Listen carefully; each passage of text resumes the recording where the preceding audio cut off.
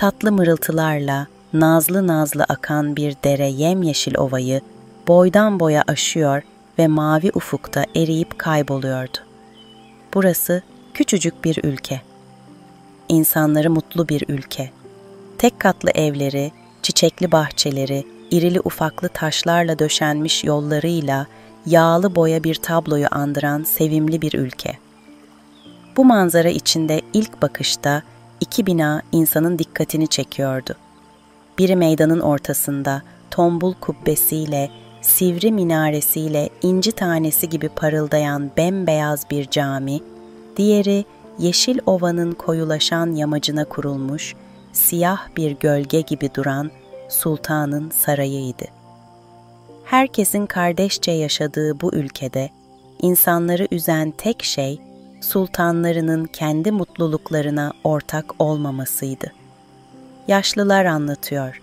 Çok eski zamanlarda ülkenin sultanları halkla birlikte yaşarlarmış. Onlarla beraber camide namaz kılar, cami avlusunda sohbet ederlermiş.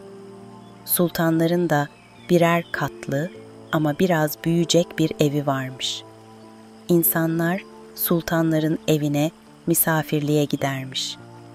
Sultanım, eğer müsaitseniz akşamleyin size misafirliğe gelmek istiyoruz, dermiş. Sonra ne olmuş, nasıl olmuş bilinmez. Sultanın birisi ovanın yamacına bu sarayı yaptırmış. Önceleri süslü pencereleriyle ovadaki insanlara tepeden bakan bu sarayın sultanları zamanla sarayın pencerelerini birer birer ülkeye kapamışlar, taşlarla örmüşler. Saray, ülkeye yabancı, ülkede saraya yabancı olmuş. Bugün bahar mevsimi bütün güzelliğiyle parıldıyor. Sarayın yosun tutmuş duvarları ve bu duvarların üstünde yükselen kuleleri güneşin sıcaklığı ile yakıcı bir hale gelmiş. Dışarıdan bakınca hayaletler sarayını andırıyor. Yüksek duvarlarda evvelce var olan pencerelerin mermerleri yosunlara karışmış. Saraya önce büyük, sonra daha küçük bir kapıdan giriliyor. Bu iki kapının arasındaki nöbetçiler de görünmüyor. Saraya ne giren var, ne çıkan. Sarayın ihtiyaçları için arada sırada askerler saraydan çıkar, şehre gelir, gerekli olan ne varsa onları alır, sonra saraya dönerlerdi. Sarayın pencereleri duvarlarla örüldüğünden beri saray halkı da ülke insanlarını tanımıyordu. Önceleri ülkenin insanları da saraydakileri çok merak ederlermiş. Ama bu merak gün geçtikçe azalmış ve zamanla düşmanlığa dönmüştü. Çünkü saraydakiler her defasında vergileri arttırmışlar ve sarayın ihtiyaçları için halka ödedikleri paraları ödemez olmuşlardı. Artık halk kendi yiyeceğini bile saraydakilerden saklamaya başlamış, saraydakiler de baskılarını iyice arttırmıştı. İşte bu güzel havada büyük bir neşeyle tarlada çalışan insanlar, yaşamak çalışmaktır sözünü doğrularcasına büyük bir gayretin içine girmişlerdi. Kimisi yeni tohumlar ekerken, kimisi olgunlaşan ürünlerini topluyor. Ne güzel hayat, ne büyük mutluluk. İnsanı kendi gayretiyle elde ettiği kazancından daha çok sevindiren bir şey olabilir mi? Tarlada çalışan büyük küçük herkese göre bir iş vardı. Mesut'un işi su dağıtmaktı. Komşular birbiriyle yardımlaşarak tarlalarındaki işleri görürken 3 gündür Mesutların tarlasında 20 kişiden fazla kadın erkek ekinleri çapalıyordu. Öğlen yaklaşmıştı. Tarladakiler güneş doğarken işe başladıkları için erken acıkmışlardı. Mesut'un babası seslendi, tarladakiler çapalarını yere koydular. Erkekler bir ağacın altına, kadınlar başka bir ağacın altına oturdular. Bir oh çektiler. Böyle yorucu bir çalışmadan sonra nasıl da acıkır insan. İşte o açlıkla peynirlerini ekmeklerine katık ettiler, acı soğanın lezzetine şükrettiler. Mesut'un dağıttığı su yüreklerini serinletti. Bahtiyar dede başındaki sarığı eliyle hafifçe arkaya atarak yarım omuzla ağaca yaslandı. "Az kaldı ha?" dedi. Namazdan sonra işe bir sarıldık mı ikindiye kalmaz. Mesut'un babası, hepimizden çok çalışıyorsun Bahtiyar dede, maşallah dedi. Herkes bu sözü doğruladı. Bahtiyar dede devam etti. İnsan çalıştıkça dinç kalır, tembellik hastalığa sebep olur. Bu söz üzerine Mesut'un babası başını kaldırdı. Güneşin kızgın ışıkları altında kavrulan sarayın penceresiz duvarına bakarak, "Sultanımız hastaymış galiba," dedi. "Kimden duydun hasta olduğunu ki?" "Başka bir ülkeden doktor getirmişler. Bir saray muhafızından işittim." "Ya," dedi Bahtiyar dede. Sonra ekledi, "Her şey Allah'tandır." Bahtiyar dede sustu. Daha söylenecek çok söz vardı. Söylemedi. Sustu. Ama oradakiler anladı. Sultana dua etmek kimsenin içinden gelmedi. Önlerinde uzanıp giden bu güzel ülkenin sahibi olduğunu iddia eden sultan, onların alın teriyle suladıkları ve yetiştirdikleri bu ürünleri ellerinden alacak ve hiç kimsenin hakkını gözetmeyecekti. Sultan çok hastaydı. Hastalığının sıkıntısıyla etrafındakilere bağırıp çağırıyor, kötü sözler söylüyordu. Gün geçtikçe ağırlaştı. Sonra sesi soluğu çıkmaz oldu. Ancak nefes alıp verebiliyordu. Hayatından ümit kesildiği için sağlığında hizmetine koşanlar yanına uğramaz olmuştu. Şimdi herkes Küçük Sultan'ın etrafında dolanıyordu. Küçük Sultan, sarayın hocaları tarafından saray geleneklerine göre yetiştirilmiş 12 yaşlarında sevimli bir çocuktu. Diğer çocuklar gibi gönlünce oynayıp çocukluğunu yaşayamamıştı. Sabahtan akşama kadar büyüklerinin gözetimi altındaydı. Sarayın avluya bakan balkonuna bile çok seyrek çıkabiliyordu. Sarayın dışındaki dünyayı hiç görmemişti. Kim görmüştü ki? Sarayın bütün pencereleri gibi onun penceresi de yıllar önce dış dünyaya kapatılmıştı. Zavallı Küçük Sultan, bütün dünyayı sarayın avlusundan ibaret zannediyordu. Tabii bir de gece yarısı gökyüzünde gördüğü yıldızları merak ediyordu. Öğlen ezanı okunmuş, ağacın altında dinlenenler namazlarını kılmış, Allah'ın nimetlerine şükrederek tarladaki işlerine koyulmuşlardı. Güneşin altında yanan insanları Mesut'un dağıttığı sular serinletti, dualar aldı. Vakit ilerledi, terler boşaldı, kollar yorgunluktan ağırlaştı. Güneş karşı tepenin ardına doğru süzülürken tarladakiler işlerini bitirmişler, toparlanmış, evlerinin yolunu tutmuşlardı. Gölgeler yavaş yavaş ovadaki evleri sararken tepedeki saray hala solgun güneşin ışınlarıyla parıldıyordu. Biraz sonra güneş de kayboldu. Gökyüzünde yıldızlar birer birer görünmeye başladı ve ovadaki evlerin camlarından hafif, titrek ışıklar süzülmeye başladı. Sanki ovayı ateş böcekleri sarmıştı.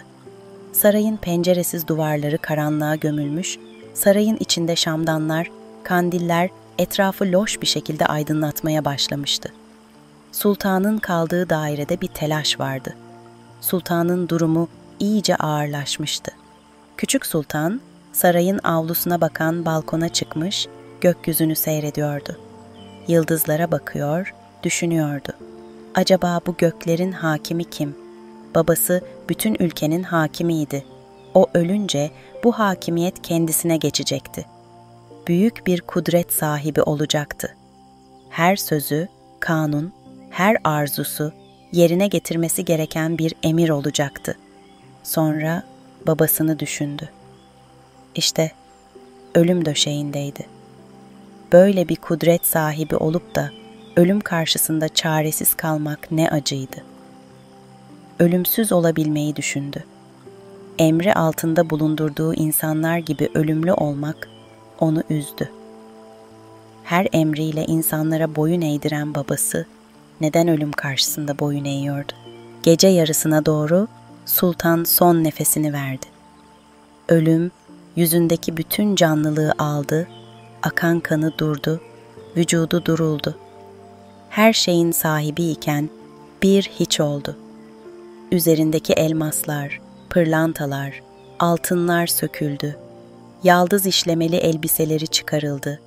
Kimsenin değer vermediği bir ceset haline geldi. Küçük Sultan babasının ölümüne üzülemedi bile. Babasının sağlığında etrafını çevirenler, ona kul, köle olanlar, onu bir köşede bırakarak Küçük Sultan'ı omuzlarına aldılar. "Yaşasın Küçük Sultan!" diyerek göklere çıkardılar. Artık Küçük Sultan'ın gözyaşı dökmeye de hakkı yoktu. Birdenbire kendisini bir dev gibi hissetti. Bütün ülkenin hakimiydi. İnsanlar onun için birer oyuncaktı. Kırar, bozar, atar. Fakat yine de küçük gönlünde bir titreyiş vardı. Bu büyüklük kendisine ağır gelmişti. Yalnız kalıp babası için ağlamak istedi. Onun küçük aklına sığmayan birçok şey vardı. Diğer çocuklar kadar mutlu olamadığını düşündü. Bunaldı. Avazı çıktığı kadar bağırmak istedi. Şu kendisini selamlayan kalabalık bir dağılsa, yalnız kalıp da "baba" diyerek gözyaşı dökebilse, belki biraz rahatlayacaktı. Yüreği burkuldu. Boğazında bir acı hissetti. Yutkunmak istedi ama yutkunamadı. O acı göğsüne takıldı kaldı. Kalabalığın arasında kendisini yapayalnız hissetti. Hiç kimsesi yoktu artık. Annesini hiç hatırlamıyordu. Hüzünlü gecelerinde annesini hayal etmeye çalışır, ona tatlı bir yüz çizmek ister ama gözünün önüne hep başkalarının annesi gelirdi. Küçük Sultan yorgun düştü. Onu odasına götürdüler. Yatağına yatırdılar. Bütün düşünceleri donup kalmıştı. Uyuyamadı. O acı hala göğsünün üzerinde duruyordu. Yavaş yavaş acının çoğaldığını hissetti. Boğazı düğümlendi. Yorganını başına çekti ve birdenbire önündeki seti dağıtarak akan bir sel gibi sabaha kadar ağladı. Aradan günler geçti. Sarayda eski sultan unutuldu. Sarayın tepeden baktığı ülke yemyeşil, gökyüzü masmavi, insanlar neşeli. Bugün Mesut, annesi ve babasıyla bir başkasının tarlasındaydı. Elinde bir çapa vardı. Bahtiyar dede Mesut'un yanına yaklaştı. Gülümseyerek, "Yeni sultan senin yaşındaymış," dedi. Mesut, "Biliyorum," diye cevap verdi. "Sen de sultan olmak ister miydin?" "Hayır, istemem." "Neden?" "Bilmem. Ben burada çok mutluyum. Sarayda o suratsız muhafızların yanında olmak istemem." Bahtiyar dede güldü. "Haklısın," dedi. "Ayrıca sultanlık zordur. Bir babanın ailesini koruduğu gibi ülkeyi korumak zorundadır." Mesut da gülümsedi. "Şimdi küçük sultan mı bize babalık yapacak?" dedi ve hep beraber gülüştüler. Sonra işlerine devam ettiler. Küçük sultan daha ilk günlerde sıkılmaya başlamıştı. Eskiden olduğu kadar serbest değildi. Vezirle komutan kendisini hiç yalnız bırakmıyordu. Akşama kadar tahtında oturup onların yaptığı gevezeliklerden bıkmıştı. Oynamak istiyordu ama bir türlü onlardan kurtulamıyordu ki. Geceleri yalnız kaldığı zamanlar balkona çıkıyor, yıldızlara bakıyor ve hep düşünüyordu. Sarayın dışını da merak ediyordu ama dışarıyı görmek imkansızdı. Saraydan dışarı çıkamazdı. Sarayın kulelerine çıkması da engelleniyordu.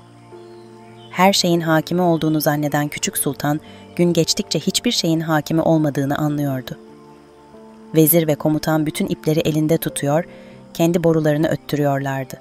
Bir gün gizlice sarayın kulesine çıkıp çok merak ettiği ülkesini görmek istedi.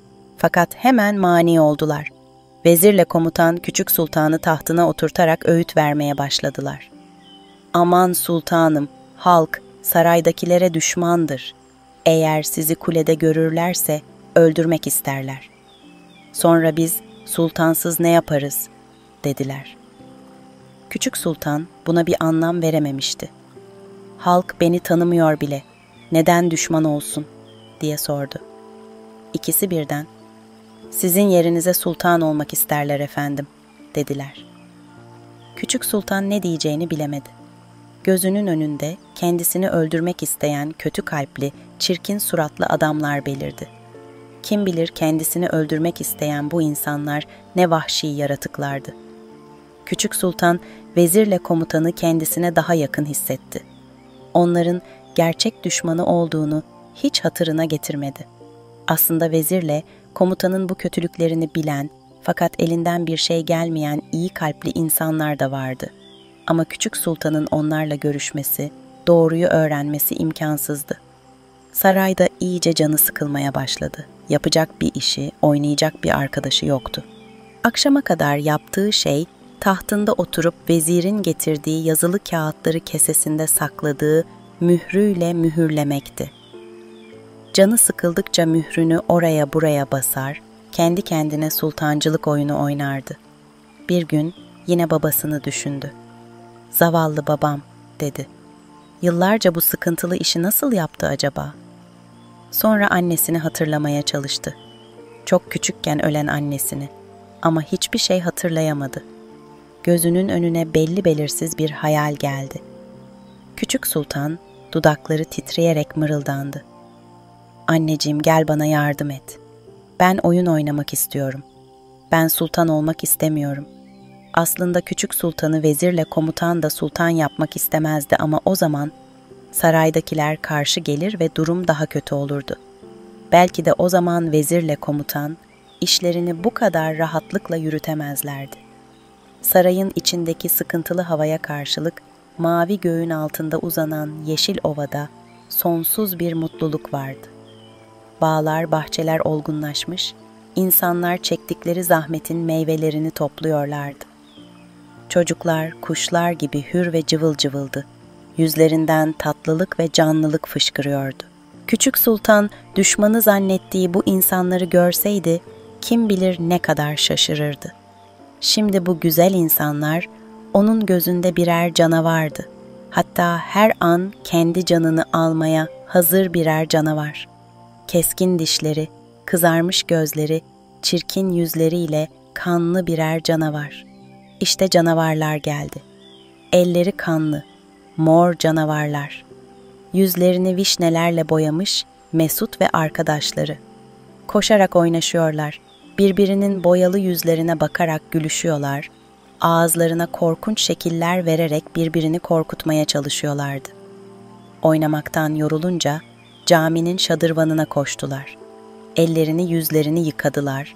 Sonra da avuçlarına su doldurarak su savaşına başladı bu canavarlar. Yavaş yavaş caminin avlusu kalabalıklaşmaya başladı. Çocuklar abdest aldı. Biraz sonra öğlen namazını kılıp bahçelere dağılacaklar. Çünkü sarayın muhafızları gelmiş, kendilerinden meyve ve sebze istiyorlar. Eşeklere yüklenmiş boş küfeler. Herkes birer sepet getirince küfeler dolacaktı. Öyle oldu. 2 saat içinde küfeler doldu ve muhafızlar saraya gitmek için eşeklerin yularından tuttu. Bu sırada Mesut muhafızların yanına yaklaştı. "Size bir şey sorabilir miyim?" dedi. "Biz bir şey bilmiyoruz." "Ama daha sormadım ki." "Sorsa da bilmiyoruz."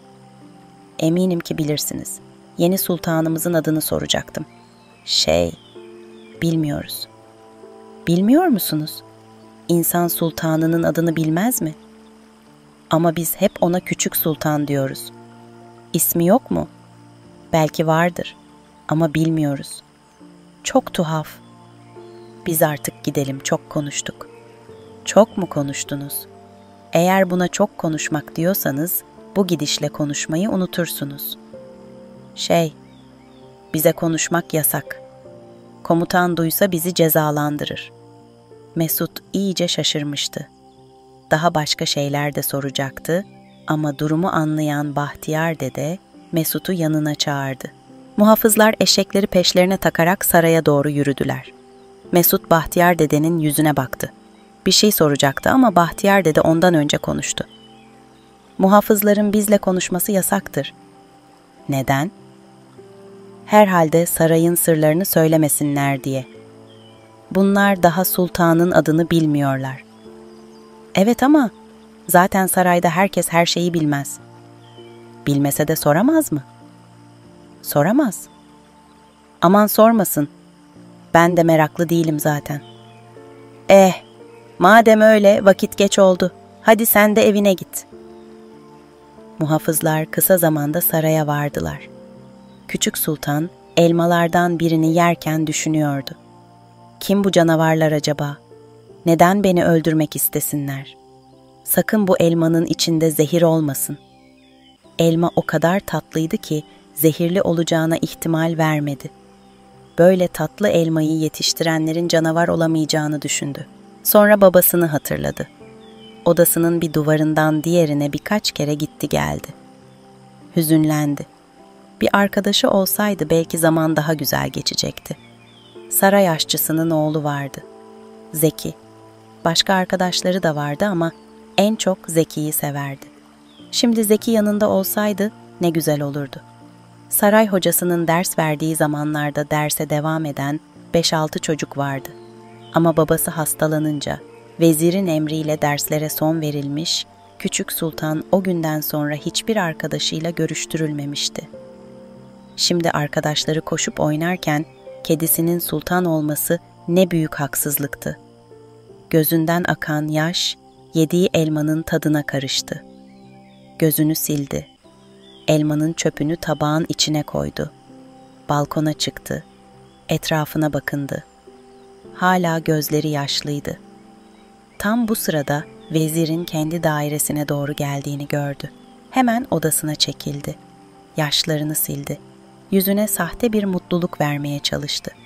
Biraz sonra odasının kapısı vuruldu. Küçük Sultan kapıyı açtı, vezir içeriye girdi. "Selamlarım Yüce Sultanım, nasılsınız?" "İyi değilim Vezir Hazretleri." "Neden sultanım, bir şey mi oldu?" "Canım sıkılıyor, oynayacak bir arkadaşım yok." "Kolay sultanım, önce şu kağıda mührünüzü basın.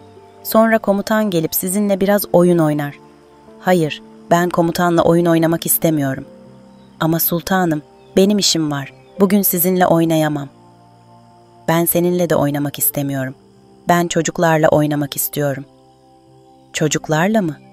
Ama sarayda sizinle oyun oynayacak terbiyeli bir çocuk yok ki." "Olsun. Ben onlarla oynamak istiyorum.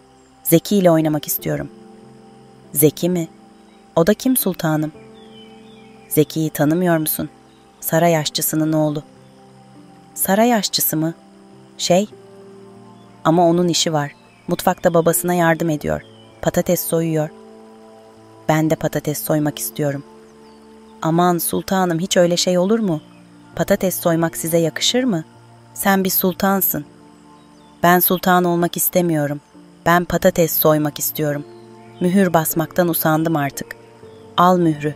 İstediğin kadar bas. Ben oyun oynamak istiyorum." Artık küçük sultanı susturmak imkansızdı. Aklına ne gelirse söylüyordu. Açmıştı bir kere ağzını. Susmaktan da bıkmıştı.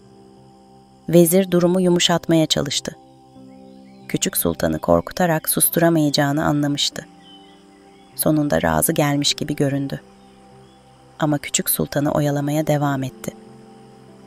Küçük sultanı vazgeçireceğini zannetti ama olmadı.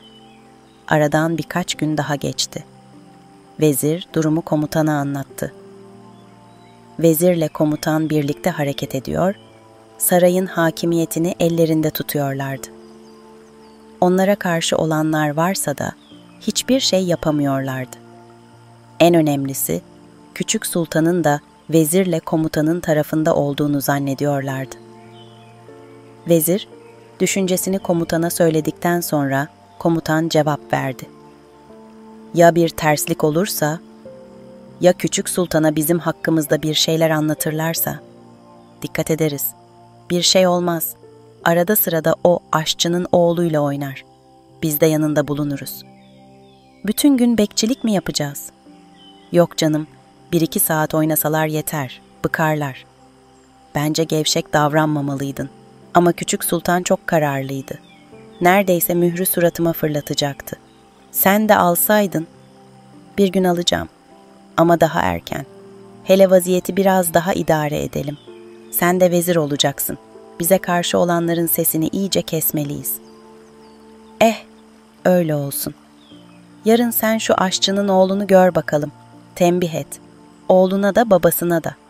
Boş boğazlık etmesinler." "Tamam, katlanacağız." "Katlan komutan, katlan. Katlanmaya değer." Hava son derece sıcak. Güneş evlerin damına çökmüş gibiydi. Herkes kendisine göre bir gölge bulmuş. Kimsenin kıpırdayacak hali yok. Ağustos böcekleri bile susmuş. Mesut evlerinin önündeki dut ağacının gölgesine oturmuş, gözlerini karşı yamaçta kavrulan saraya dikmişti. Merak ediyordu. Her şeyi merak ediyordu. En çok da Küçük Sultan'ı. Sarayın kapısına gitse, Küçük Sultan'ı görmek istiyorum dese ne olurdu ki? Belki muhafızlardan azar işitirdi. Belki dövmeye kalkarlardı. O zaman da kaçardı. Yakalayıp hapse atmazlardı ya. Denemeye değerdi ama yalnız başına da sarayın kapısına gitmeye cesareti yoktu. Hemen aklına Osman geldi. Bütün arkadaşlarını severdi ama sırlarını sadece Osman'la paylaşırdı. Hem Osman da kendisi gibi meraklıydı. Fikrini ona söylese hemen kabul ederdi. Bir an düşündü. Osman'a fikrini söylemesi doğru olur muydu? Ya ters bir şey olursa, ya başları derde girerse? O zaman kendisini suçlu sayardı. Tam düşüncelerinin en dalgın yerinde birdenbire annesinin sesi duyuldu. "Hadi Mesut, yemek hazır." Mesut hemen koştu. Annesinin sesini duymasaydı, acıktığının farkına varmayacaktı. Sofranın başına vardığı zaman, babası yoğurtlu çorbayı çoktan kaşıklamaya başlamıştı bile. Mesut da yoğurtlu çorbayı çok severdi. Her gün yoğurtlu çorba olsa yine de bıkmazdı. Fakat bugün yoğurtlu çorbayı kaşıklayışında bir durgunluk vardı. Kafasındaki saray düşüncesi hareketlerini yavaşlatmış gibiydi. Babasına saray hakkında bazı şeyler sormak istiyordu ama söze nasıl başlayacağını bilemiyordu. Bir başlangıç olmalıydı. Pat diye söze başlayamazdı ya. Sofrada her zaman konuşan Mesut'un bu suskun hali hem annesinin hem de babasının dikkatini çekmişti. Söze ilk başlayan annesi oldu. Mesut'un yüzüne bakarak, "Ne var oğlum, çok dalgınsın," dedi. Mesut o anda sanki konu açılmış gibi hemen sordu. "Anne, Küçük Sultan da yoğurtlu çorbayı sever mi?" Annesi bu beklemediği soru karşısında şaşırdı. Babası gülümseyerek soruyu cevapladı. "Yoğurtlu çorbayı herkes sever." Mesut bu cevaba bir şey diyemedi. Başka bir şey sormayı da aklına getiremedi. Sanki yeryüzünde bütün sorular tükenmişti. Yine konuşan babası oldu. "Çok dalgınsın Mesut. Deminden beri Küçük Sultan'ın yoğurtlu çorba sevip sevmediğini mi düşünüyorsun? Acaba yoğurtlu çorbayı sarayda kim yapar?" "Sarayın aşçısı tabii. Onu tanırım. İyi yemek yapar." Bu söz üzerine Mesut'un gözleri parladı. Yerinden hopladı. "Sahi mi? Sahiden aşçıyı tanıyor musun?" "Evet." "Demek saraya girdin." "Yok canım. Eskiden tanıyorum. Sarayda aşçı olduğundan beri görmedim. Dışarıya çıkarmıyorlar." "Baba, sarayı çok merak ediyorum. Acaba bize sarayı gezdirirler mi?" "Hayır, saraya hiç kimse giremez. Hem sarayda hiçbir şey yok ki. Hadi çorbayı bitir, doğru dürüst yemedin." Mesut bu son sözler üzerine babasının yüzünün değiştiğini gördü. Bu konuda daha fazla konuşmadı. Yemeğe devam etti. Mesut'un babası sarayın aşçısını çocukluğundan beri tanıyordu. Arkadaştılar. Onun da Mesut kadar bir oğlu vardı ama birbirlerini evlendiklerinden beri görmemişlerdi. 15 yıldan fazla. Aşçının oğlu Zeki, bir ara Küçük Sultan'la birlikte sarayın okulunda okumuş, iyi arkadaş olmuşlardı. Onun için Küçük Sultan yine Zeki ile arkadaşlık yapmak istiyordu. Aşçı, oğlunun Küçük Sultan'la arkadaşlık yapmasına karşı değildi ama vezirle komutandan çekiniyordu. Ya bir terslik olursa? O zaman aşçı zor durumda kalabilirdi. Ama elinden de bir şey gelmiyordu. Çaresiz, vezirin emrine boyun eğdi ve oğlunu Küçük Sultan'la oynaması için onun yanına gönderdi. Bazen vezir, bazen komutan. Küçük Sultan'la Zeki'yi hiç yalnız bırakmadılar. İkisinin konuşmalarını hep kontrol altında bulundurdular. Aslında bu durumdan her ikisi de rahatsız oluyordu ama bundan en çok rahatsız olan Zeki'ydi. Kendisini kafese kapatılmış gibi hissediyordu. Bu duruma Küçük Sultan'ın hatırı için katlanıyordu. Bu oyunlar, bu buluşmalar günde 1-2 saati geçmiyordu. Yine bir gün Zeki, komutanın gözetiminde Küçük Sultan'ın yanına geldi. Komutan da onlara dadılık yapmaktan bıkmıştı. Canı sıkıldı, çocukları bırakarak dışarı çıktı. İki çocuk kendilerini hürriyetlerine kavuşan mahkum gibi hissetti. Rahatladılar. O rahatlıkla Küçük Sultan sordu. "Zeki, Sen hiç saraydan çıktın mı? Yo, hayır. Saraydan çıkmak için kimseye izin vermiyorsun ki. Kim? Ben mi? Evet sen. Önceleri senin baban izin vermiyormuş. Şimdi de sen. Ama ben böyle bir şey söylemedim. Sarayda bütün emirleri sultanlar verir. Fakat bundan benim haberim yok. Belki yasağa vezir koymuştur. Bilmem. Komutan bütün nöbetçilere tembih etmiş. Babam bile 15 yıldır saraydan dışarı çıkamamış. Öyle ama sarayın dışında beni öldürmek isteyen bir sürü canavar varmış. Canavar mı? Seni mi öldürmek istiyorlarmış? Evet. Yo, zannetmem. Dışarıda çok iyi insanlar varmış.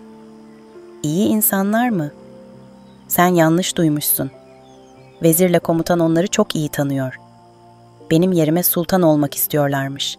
Hepsi kanlı canavarlar. Sanmam. Sarayın mutfağına her şey dışarıdan geliyor. Kötü insanlar olsa gönderirler mi? Galiba vezirle komutan yalan söylüyor. Yalan mı? Yo, yalan söylemezler. Senin baban bilmiyor. Baksana, 15 yıldan beri saraydan dışarı çıkamamış. Bilmem ama sakın bu konuştuklarımızı kimseye söyleme. Hem babam bunları konuştuğumuzu duyarsa bana kızar. Bir daha da buraya göndermez. Tamam, söylemem. Sen de söyleme. Her ikisi de sözünü tuttu ve bu konuştuklarından kimseye bahsetmediler. Küçük sultan bir türlü ısınamadığı vezirle komutana karşı daha dikkatli davranıyor, gün geçtikçe onlara duyduğu kızgınlık yavaş yavaş nefrete dönüşüyordu.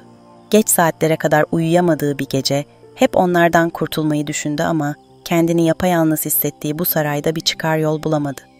Küçük sultana göre şimdi herkes düşmandı. Dışarıda kendisini öldürmek isteyen canavarlar, sarayda ne düşündüklerini bilemediği vezirle komutan. Küçük sultan bir gece yarısı yatağından kalkmış, şamdanın loş ışığı altında odanın içinde dolaşmaya başlamıştı. Saraydan kaçmayı, başka yerlere gidip tanınmadan yaşamayı hayal etti. Ama dış dünyadan o kadar habersizdi ki bu hayal onu daha da korkuttu. Keşke babası sultan olmasaydı, sarayın aşçısı olsaydı, o da Zeki gibi hür bir çocuk olsaydı. Birden Zeki'nin kendisine yardım edebileceğini düşündü. Ama Zeki'nin babasını hatırlayınca bu düşüncesinden de vazgeçti. Çünkü saraydaki tek mutluluğu olan Zeki'yi de kaybetmek istemiyordu. Sonra bir an odasını çevreleyen duvarlara baktı. Gözü bir zamanlar var olan pencerelerin mermer sütunlarına ve süslü kemerlerine takıldı. Acaba bu pencerelerin ardında nasıl bir dünya var? Yaklaştı. Elleriyle sütunlara dokundu. Sonra başını soğuk mermerlere dayayarak dakikalarca ağladı. Yorgunluktan bütün vücudu ağırlaşmış, hiçbir şey düşünemez olmuştu. Yatağına doğru gitti, süslü yorganını kaldırdı, yatağına girdi, yorganını başına çekti. Rüyalar alemine doğru daldı gitti. Ertesi gün sarayın mutfağında Zeki ile babası çalışıyordu. Zeki babasına bir şeyler sormak istiyordu ama tam olarak ne soracağını bilemiyordu. Babası da Zeki'nin dalgınlığının farkındaydı. Yine soruyu soran babası oldu. Zeki, bir şey mi var? Dalgınsın. Yok baba, bir şey yok. Bazen düşünüyorum da onun için. Ne düşünüyorsun? Hiç. Yani önemli değil. Sadece merak ettiğim için düşünüyorum. Yine sarayın dışını düşünüyorsun. Sil bu düşünceleri kafandan. Dışarıya çıkmak yasak. Böyle bir şey yapmaya kalkışanı hapse atıyorlar. Biz burada esir miyiz baba? Hayır, değiliz. Yeter artık. Bırakalım bu konuyu. Konuşması bile yasak. Peki baba. Ama bir şey daha sormak istiyorum. Hadi çabuk sor. Başka bir şey daha sormanı istemiyorum. Ben büyüyünce de bu sarayda kalmak zorunda mıyım? Sorun bittiyse kepçeyi bana getir. Ama cevap vermedin baba. Cevap vereceğimi söylememiştim. Sadece sordun. Zeki kepçeyi babasına getirdiği zaman bakışlarıyla hala sorular sorar gibiydi. Babası onun bu halinin farkında olduğu için yumuşak bir şekilde uyardı. Bak oğlum, eğer saraydaki kurallara uymazsak başımız derde girebilir. Kimseye güvenerek de bu konuları sakın konuşma. Küçük sultanla asla konuşma. Hem kendi başın derde girer, hem de bize zararın dokunur. Bize bir zarar gelmesini istemezsin, değil mi? Hayır baba, istemem. Zeki, son sözleriyle babasının gönlünü rahatlatmıştı. Ama kendi gönlü hiç de rahat değildi. Her an artan bir merak onu sarayın dışına doğru itiyordu. Zeki ellerini yıkadı, bir iki şey atıştırdı. Sonra babasına seslendi. Baba, ben küçük sultanın yanına gidiyorum. Vakit geldi. Tamam, fazla kalma. Uslu olun. Dediklerimi de unutma. Peki baba, sana bir soru daha sorabilir miyim? Acayip bir soru olmasın da. Baba, küçük sultanın adını biliyor musun? Hayır. Hem bilsem ne olacak? Küçük sultana ismiyle mi hitap edeceksin? Yo, sordum işte. Ben gidiyorum. Bir öğle vaktiydi. Mutlu ülkenin mutlu insanları saraydan gelen bir ferman ile mutsuzlaştılar. Davulcu, tokmakla birkaç kere davula vuruyor, sonra yanındaki muhafız, sultanın fermanını okuyordu. Dum, dum, dum, ey ahali, duyduk duymadık demeyin. Yüce Sultanımız, ülkeye daha iyi hizmetlerde bulunabilmeniz için yıllık mahsul verginizi yarı yarıya arttırmış bulunmaktadır. Yeni vergiler bu mahsul yılından itibaren uygulanacaktır. Vergi kaçırmanın cezası zindandır. Bu ferman milletin yüreğine taş gibi oturdu. Kimse ağzını açıp bir laf edemedi. Donup kaldılar. Davulcuyla muhafız bütün ülkeyi dolaşıp fermanı okuduktan sonra saraya dönünce halkın dili yavaş yavaş çözülmeye başladı. Biz zaten eski vergiyi ödeyemiyorduk. Ya açlıktan ölürüz, ya zindanda. Küçük sultan babasından da insafsızmış. Herkes buna benzer sözler söyledi. Her vergi artışında söylenirdi bu sözler. Sonra yavaş yavaş yeni vergilere alışılırdı. Ama bu sefer öyle değildi. Bu kadar vergiyi verdikten sonra elde kalan mahsul hiçbir aileyi geçindiremezdi. Vergiyi yine vezirle komutan arttırmıştı. Ama suç küçük sultanın omuzlarına yüklenmişti. Zavallı küçük sultanınsa hiçbir şeyden haberi yoktu. Ama Bahtiyar dede gibi bütün suçun vezirle komutanda olduğunu bilenler de vardı. O akşam Mesutların evine misafirliğe gelen Bahtiyar dedenin anlattıkları Mesut'un babasının bildiği şeylerdi. Ama Mesut bunları ilk defa duyuyor ve düşünüyordu. Demek ki bütün kötülük vezirle komutandaydı. O halde neden mani olunmuyordu? Neden ülkenin sultanı halkını korumuyor da vezirle komutanın yaptıklarına göz yumuyordu? Bunun cevabı yine Bahtiyar dedenin anlattıklarındaydı. Küçük sultan tek başına bir şey yapamazdı. Vezirle komutanın askerleri silahlı ve savaşçı, halk ise silahsız ve kendi halindeydi. Mesut, küçük sultana acımaya başlamıştı. Demek ki onun hiçbir suçu yoktu. Bildiklerini arkadaşı Osman'a anlattı. Küçük sultanı görebilsek, olanları ona anlatabilsek, dedi. Osman da heyecanlanmıştı. Ama bu imkansız. Bir yolunu bulurduk ama ya küçük sultan bizi dinlemezse, ya vezirle komutanı haklı görürse? Doğru, ona güvenemeyiz. Saraya girsek bizi hemen yakalarlar. Bizi zindana atarlar. Belki annemizi babamızı da suçlarlar. Annemiz babamız yok deriz. İnanmazlar. Yemin ederiz. Saçmalama Osman. Sanki saraya gitmişiz de yakalanmışız gibi konuşuyorsun. Belki de bize bir şey yapmazlar. Yok canım, hoş geldiniz derler. Buyurun, oturun. Ne içersiniz? Ben nar şerbeti içerim. Ağzını burnunu kan çanağına döndürürlerse nar şerbetini görürsün. Niye hep kötü şeyler düşünüyorsun? İstersen gidip şu saraya gizlice yakından bakalım. O kadar fazla yaklaşamayız, bizi görürler. Biz de hava karardıktan sonra gideriz. Tamam. Ama bundan kimseye söz etme. Etmem tabii. Yerin kulağı var. Öyleyse yarın, akşam namazından sonra, yatsıya kadar gidip geliriz. Tamam. Yarın akşamı zor bekleyeceğim.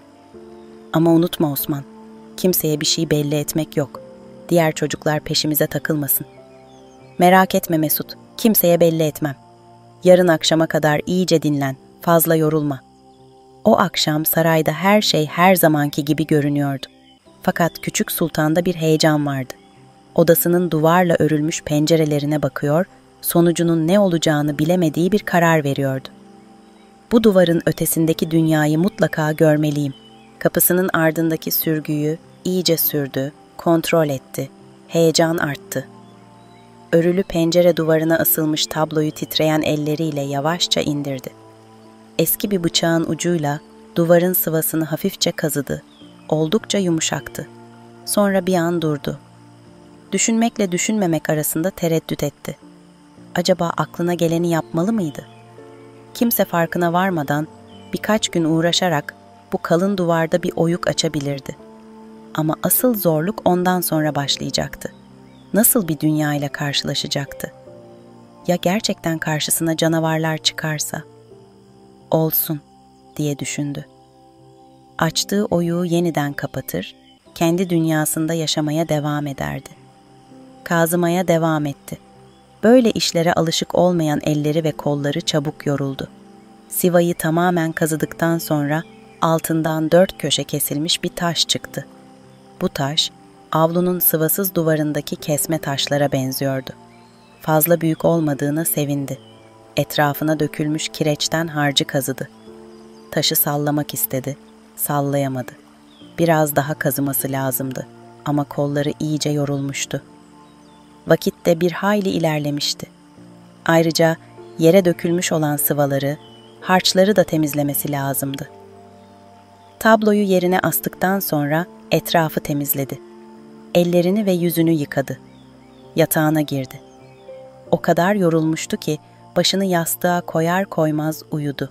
O gece rüyasında pencereleri açılmış olarak gördü.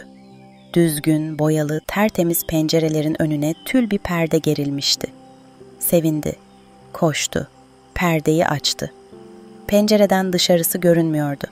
Bu sefer pencerenin kolunu çevirdi, pencerenin bir kanadı açıldı. Fakat hala bir şey görünmüyordu. Koyu bir siyahlık vardı. O siyahlığın içinden şimdiye kadar hiç görmediği bazı yaratıklar belirdi. Küçük sultan avazı çıktığı kadar bağırıyor fakat sesini kimseye duyuramıyordu. Çaresiz kaldığı bir sırada parlak bir ışık odasını doldurdu. İçini bir ferahlık kapladı. Sanki bu ışık onun yıllarca hayal ettiği annesiydi. Ama annesini bir türlü göremedi. Yine de mutlu oldu. Gözünü açtığı zaman avluya bakan pencerenin perdesinden süzülen güneş ışığı gözünü kamaştırıyordu. Hemen yatağından kalktı, pencereyi açtı, gün ışığı odasının içini doldurdu. Geceleyin oyduğu duvara baktı. Hiçbir şey belli olmuyordu. Rahatladı. Sabahın güneşi yavaş yavaş yükseldi. Etrafı ısıtmaya başladı. Kuşlar karınlarını doyurabilmenin telaşı içinde acele acele sağa sola, yukarıya, aşağıya uçuşuyorlar. Kediler miyavlıyor, köpekler havlıyor, eşekler anırıyor. Kısacası insanlar ve hayvanlar kendi dillerince bu güzel güne merhaba diyorlar. Mesut'la Osman'ı bir heyecan sarmıştı. Akşamı beklemenin heyecanı. Hava kararır kararmaz sarayın duvarına kadar yaklaşacaklar. Uzaktan seyrettikleri kartal yuvası gibi sarayı ilk defa yakından göreceklerdi. Öğlen vaktinde camide buluştular. Sanki bir şeyler sezmiş gibi bazı çocuklar yanlarından ayrılmıyordu. Akşamleyin camide buluşup gitmeye kalksalar, çocuklardan kurtulamayacaklardı. Yalnız kaldıkları bir anda şehirden uzak bir yerde buluşmayı kararlaştırdılar. Burası, İkisinin de bildiği bir kayanın dibiydi. Bir aksilik olursa ikindi vaktinde haberleşecekler. Eğer işleri yolundaysa birbirlerini buluşma vaktine kadar bir daha görmeyeceklerdi. Böylece diğer çocukların takibinden kurtulmuş olacaklardı. İkindi vaktine doğru Bahtiyar Dede caminin avlusunda bir şeyler anlatıyor, etrafındakiler de onun anlattıklarını can kulağıyla dinliyordu. Her zamankinden farklı bir konuşmaydı bu. Mesut biraz yaklaştı. Kulak kabarttı. Bahtiyar Dede bir an susmuştu. Sonra ayağa kalkarak, "Bu meseleyi akşam namazından sonra konuşalım," dedi. Mesut bir şey anlamamıştı. Bahtiyar dede abdest almak için şadırvana yürüdü. Diğerleri de ayağa kalkmıştı. Mesut merak etti. Bahtiyar dedeyi dinleyen çocuklardan birisine sordu. Neymiş bu mesele? Saraydan vergiyi arttırmışlar ya, hepimiz aç kalacakmışız. Akşam namazından sonra toplantı yapılacakmış. İyi, ama toplantıya çocukları almazlar. Biliyorum. Bu sırada Osman geldi. Ne var Mesut, dedi. Hiç, akşam toplantı varmış. Toplantı mı? Ne toplantısı? Bizle ilgisi yok canım. Büyüklerin işi. Sonra Osman'a tamam anlamında bir göz kırptı. Osman da başını hafifçe eğerek karşılık verdi. Cemaatle birlikte namazlarını kıldılar ve dağıldılar. Sözleştikleri yere önce Mesut geldi. Henüz daha akşam olmamıştı. Yolun bir kısmını ikindinin son ışıklarıyla gidecekler. Saraya vardıklarında alacakaranlık basacak ve dönüşlerinde mehtap yollarını aydınlatacaktı. Her şeyi ona göre ayarlamışlardı. Biraz sonra Osman da geldi. Yüreklerinde korkuyla karışık bir mutluluk vardı. Yürüdüler. Kayaların, çalılıkların, ağaçların arasından geçiyorlar.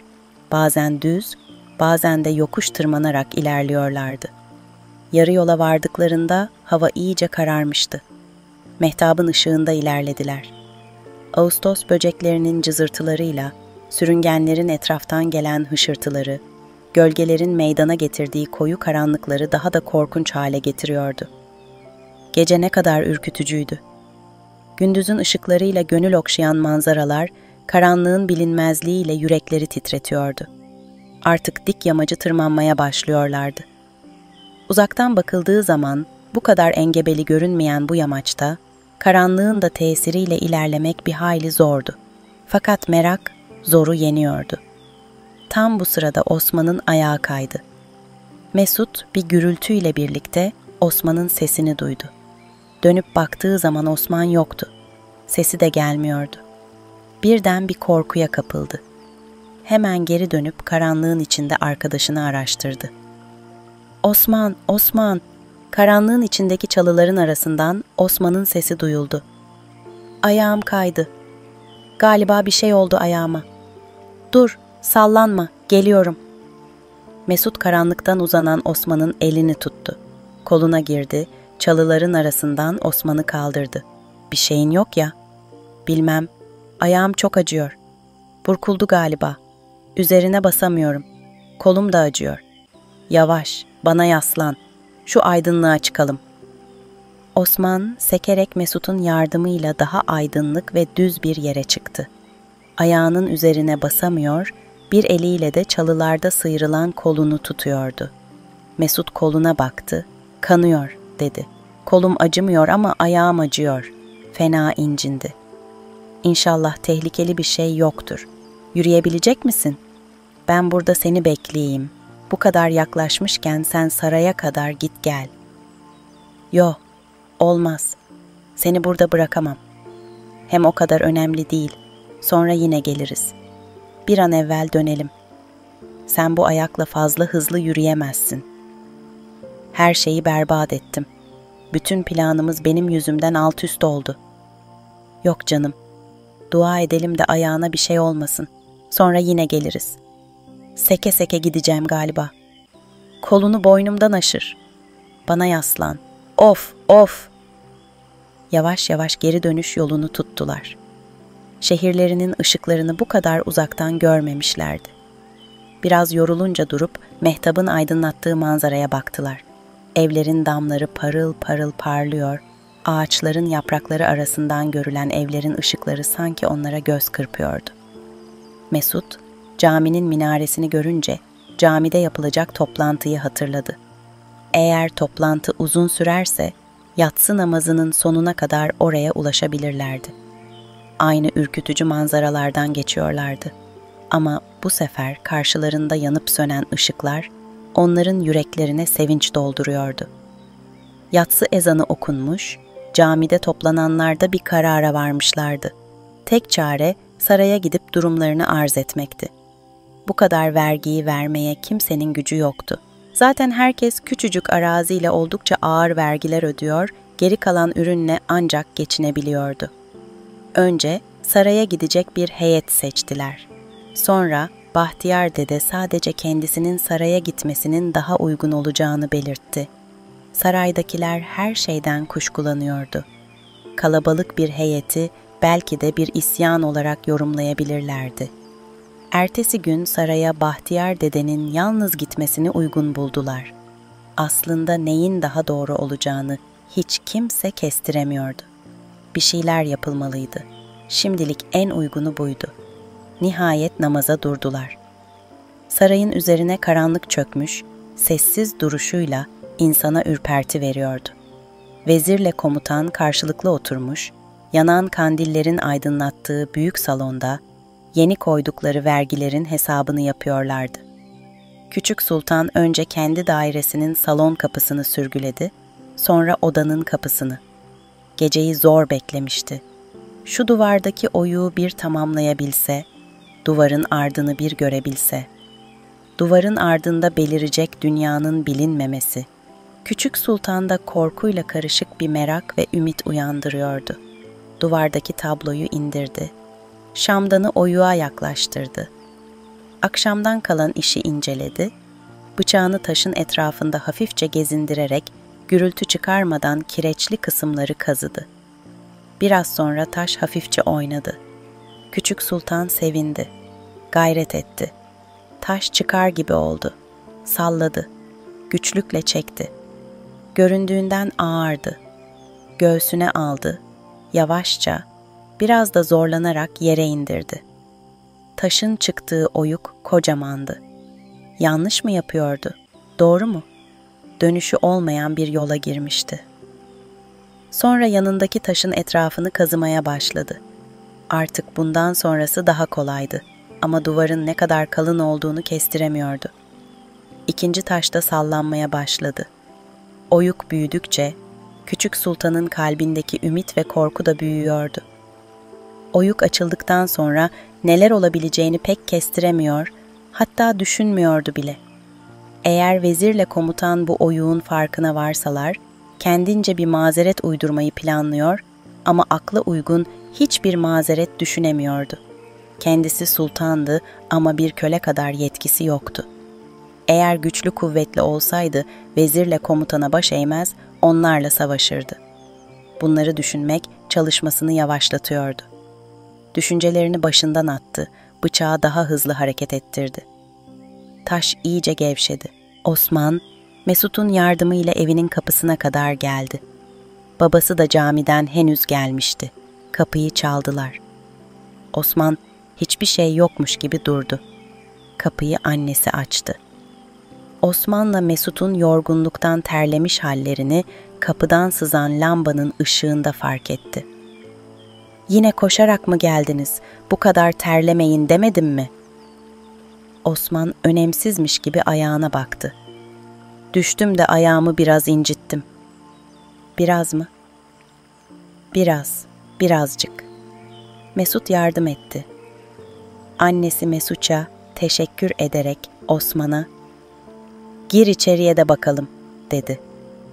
Osman her zaman düşerek, orasını burasını yaraladığı için annesi pek heyecanlanmadı.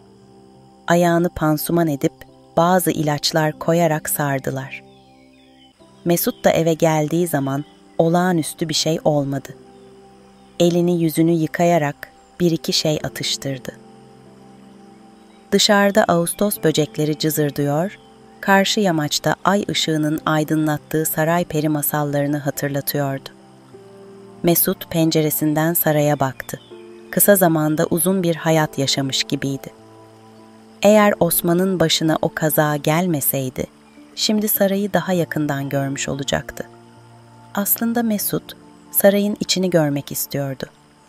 Sarayın duvarlarını yakından görmekteki maksadı da, içeriği görmenin bir yolu olup olmadığını öğrenmekti.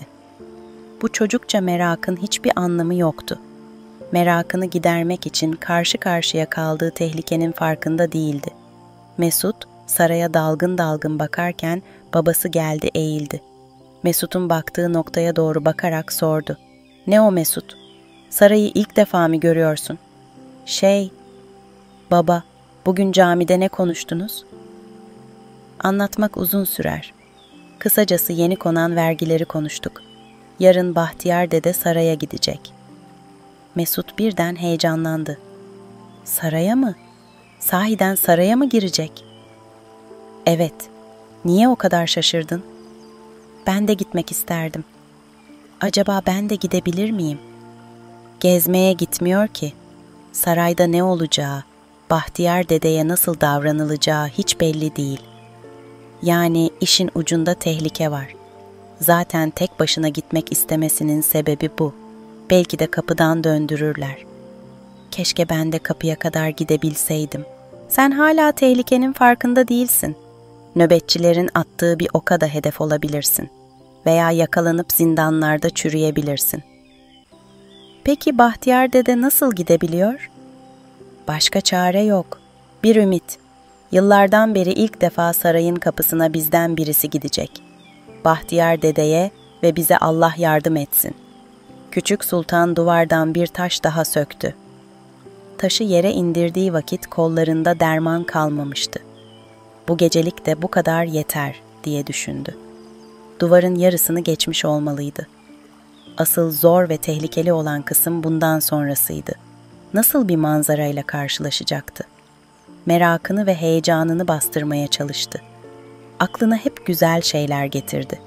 Belki de Zeki'nin dediği gibi dışarıda iyi insanlar vardı. Bu sefer vezirle komutan gözüne canavar gibi görünmeye başlamıştı. Zeki, iyi bir arkadaş olduğuna göre sarayda başka iyi insanlar da bulunabilirdi. Sabah olunca Zeki gelecek ve fırsat bulursa her şeyi ona soracaktı. Ama Zeki de çekiniyordu. Babası ona her zaman sıkı sıkı tembih ediyordu. "Sakın küçük sultanla oyun oynamaktan başka işlere karışma," diyordu. Ama biliyordu ki Zeki de şu duvarın ardındaki dünyayı merak ediyordu. Her zaman sarayın duvarlarına ve gökyüzüne bakmaktan bıkmışlardı. Duvardaki oyuk açılınca ilk haber vereceği kişi Zeki olacaktı. Onun için Zeki'yi iyice deniyor ve böyle bir durumda tepkisinin ne olacağını anlamaya çalışıyordu. Küçük sultan bir yandan bunları düşünürken bir yandan da oyuktan dökülen kireçleri ve taş kırıklarını temizliyordu. İyice yorulmuştu. Elini yüzünü yıkayarak yatak kıyafetlerini giydi ve yatağına uzandı. Yorgunluktan hemen uyuyacağını zannediyordu ama uyuyamadı. Gittikçe huzursuz oluyordu. Sanki her gün büyüyen bir tehlike kendisine doğru yaklaşıyordu. İnsanın güvenebileceği, derdini anlatabileceği, tehlikelere karşı göğüs gerebileceği bir dostunun olması çok önemliydi. Şimdilik Zeki'yi dost olarak görüyordu ama ne de olsa o da kendisi gibi bir çocuktu. Sarayda kaç kişinin vezirle komutanın tarafını tuttuğunu bilmiyordu. Ama 30-40 kadar askerin bulunduğunu tahmin ediyordu. Kendi emri altında olması gereken askerler, vezirle komutanın askerleriydi. Bunları düşünürken göz kapakları yavaş yavaş ağırlaştı. Düşünceler aleminden rüyalar alemine doğru yollandı. Askerler başka ülkelerden getirilmişti. Sayıları 50 idi. Bu işi para için yaptıklarından dolayı parayı kimden alırlarsa onun askeriydiler. Vezirle komutan askerleri dengede tutabilmek için yarı yarıya bölüşmüşlerdi. Her konuda beraber hareket ediyorlar, tehlikelere karşı tedbirli ve zalimce davranıyorlardı. Sarayda tehlikeli gördükleri kişileri de zindana atmışlardı. Sarayın aşçısı Musa Usta da onların gözünde bir tehlikeydi. Musa Usta saraya küçük yaşta alınmıştı ama bu ülkenin vatandaşı olduğu için tehlikeli görülüyordu. Şimdilik herhangi bir olumsuz davranışını görmedikleri için, daha doğrusu çok iyi yemek yaptığı için fazla önemsemiyorlardı. Ama saraylarda gelenek olduğu için yaptığı yemekleri zehirli olma ihtimaline karşı önce ona tattırıyorlardı. Ertesi gün Bahtiyar dedeyi dualarla saraya uğurlamak için toplanmışlardı. Bahtiyar dede eşeğine bindi. Kendisini uğurlayanlara döndü. En arkadakilere kadar göz gezdirerek "Hakkınızı helal edin," dedi. "Helal olsun," dediler. Bahtiyar dede "Bismillah," diyerek eşeğini sürdü. Gözden kayboluncaya kadar arkasından baktılar. "Allah yardımcımız olsun," diyerek geri döndüler. Bahtiyar dede uzun yıllardır saraya gitmemişti. En son gittiği zaman gençlik yıllarıydı. Zaten sarayda da hiçbir işi yoktu. Hava sıcaktı ama sarayın yolu ağaçlıklı olduğu için pek yakıcı değildi. Etraf ıssız. Eşeğin nallarından çıkan tıkır tıkır sesler yolun iki tarafında yankılanıyor, uzaklardan duyuluyordu. Bindiği eşek, köyün en hızlı eşeklerinden biriydi. Onun için saraya varması çok uzun sürmedi. Bahtiyar dede sarayın kapısına varmadan önce nal sesleri saraya ulaştı. Nöbetçiler dikkat kesildi. Bahtiyar dede görününce uzakta durmasını söylediler. "Ne istiyorsun ihtiyar?" "Sultanımızı görmek." "Ne yapacaksın sultanı?" "Halkın dertlerini anlatacağım." "Dert mi? Ne derdi be? Halkın derdi mi var? Yatsın kalksın bize dua etsinler." Diğer nöbetçiler gülüştüler. Bahtiyar dedenin canı sıkıldı. "Beni komutanınızla görüştürün," dedi. Sen bilirsin. Bizden günah gitti," dediler. Eşeği yularından tuttular. Bahtiyar dedeyi yaka paça indirdiler. Hiç de nazik olmayan bir biçimde sarayın kapısından içeriye soktular. Öğleden sonra Zeki, Küçük Sultan'ın yanına gitti. Vezirle komutan artık bir tehlike görmediklerinden onları yalnız bırakıyordu. Küçük Sultan sevindi. "Hoş geldin," dedi. Her zaman olduğu gibi sarayda olup bitenleri sordu. Zeki sağına soluna bakındıktan sonra Küçük Sultan'a doğru eğilerek alçak bir sesle "Bugün Bahtiyar dede diye birisini yakalayıp zindana atmışlar." "Zindana mı atmışlar? Kimmiş bu Bahtiyar dede? Ne istiyormuş?" "Galiba vergileri şikayet ediyormuş." "Yine vergi mi koymuşlar? Vergiyi sen koymuyor musun?" "Ben mi? Ben verginin ne olduğunu bile bilmiyorum." "Ben de pek bilmiyorum ama halktan alınan paraya vergi diyorlarmış." "Biz halktan para mı alıyormuşuz?" "Para veyahut elde ettikleri ürünlerin bir kısmı. Bunlar saraydakilerin ihtiyaçları için kullanılıyormuş." "İhtiyaç mı? Sultanın bile aylık bir maaşı varmış." "Maaş da ne?" "Yani para. Sen para almıyor musun?" "Para mı? Ben daha parayı bile doğru dürüst tanımıyorum. Bana para lazım olmuyor ki." "Doğru. Şu dedeyi. Neydi adı?" "Bahtiyar dede."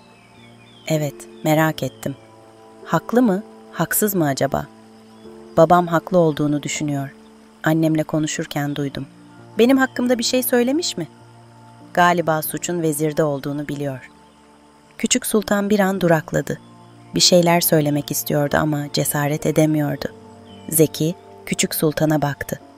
Onun bu dalgın hali dikkatini çekti. "Bir şey mi oldu Küçük Sultan?" dedi. Yok, bir şey olmadı." Zeki, Küçük Sultan'ı zorlamak istemediği için sustu. Ama Küçük Sultan yine düşünceliydi. Kendisi için güvenilir bir dosta ihtiyaç duyuyordu. Bu koca saraydaki yalnızlığından kurtulmak, dertlerini ve sırlarını anlatabileceği bir dosta sahip olmak ona güç verecekti. Küçük Sultan'ın yine durakladığını gören Zeki, onun bir şeyler söylemek istediğini fark etti.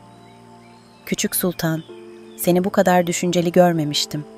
Bir derdin varsa bana söyleyebilirsin." Acaba sana güvenebilir miyim?" "Elbette Küçük Sultan.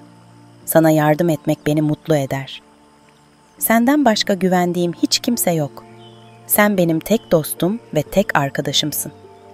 Ben de seni çok seviyorum."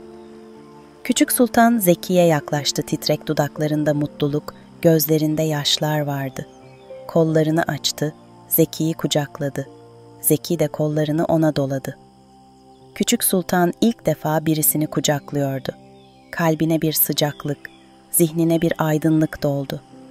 Başını Zeki'nin başına dayayarak babasının ölümünden sonra ilk defa hıçkırarak ağladı. Zeki de duygulandı. Küçük sultanı böyle mutlu etmek onun gönlünü ferahlattı. Elini uzattı, küçük sultanın yanağından süzülen yaşları sildi. Birbirlerine bakarak gülümsediler, sonra katıla katıla gülerek tekrar birbirlerine sarıldılar. Küçük sultan artık yürümüyor, uçuyordu. Zeki'nin elinden tutarak ona, "Gel," dedi. "Ne var?" "Sana bir şey göstereceğim." Küçük sultanın odasına geçtiler. Küçük sultan kapıyı sürgüledi. Duvara doğru yürüdü. Zeki'nin meraklı bakışları altında duvardaki tabloyu indirdi. Koskoca oyuk meydana çıktı. Küçük sultan gülümseyerek, "Bak," dedi. Zeki duvarın yıkılmış olduğunu zannetti. İlk anda bir şey anlayamadı. "Duvar yıkılmış mı?" dedi. "Hayır, bu oyuğu ben açtım. Az kaldı. Şu taşları da aldım mı dışarısını görebileceğim." Zeki yine anlayamamıştı. "Dışarısı mı?" dedi. "Evet, bak, burası eskiden pencereymiş. Buradan bütün ülke görünüyormuş. Bu pencereleri sonradan duvarla örmüşler."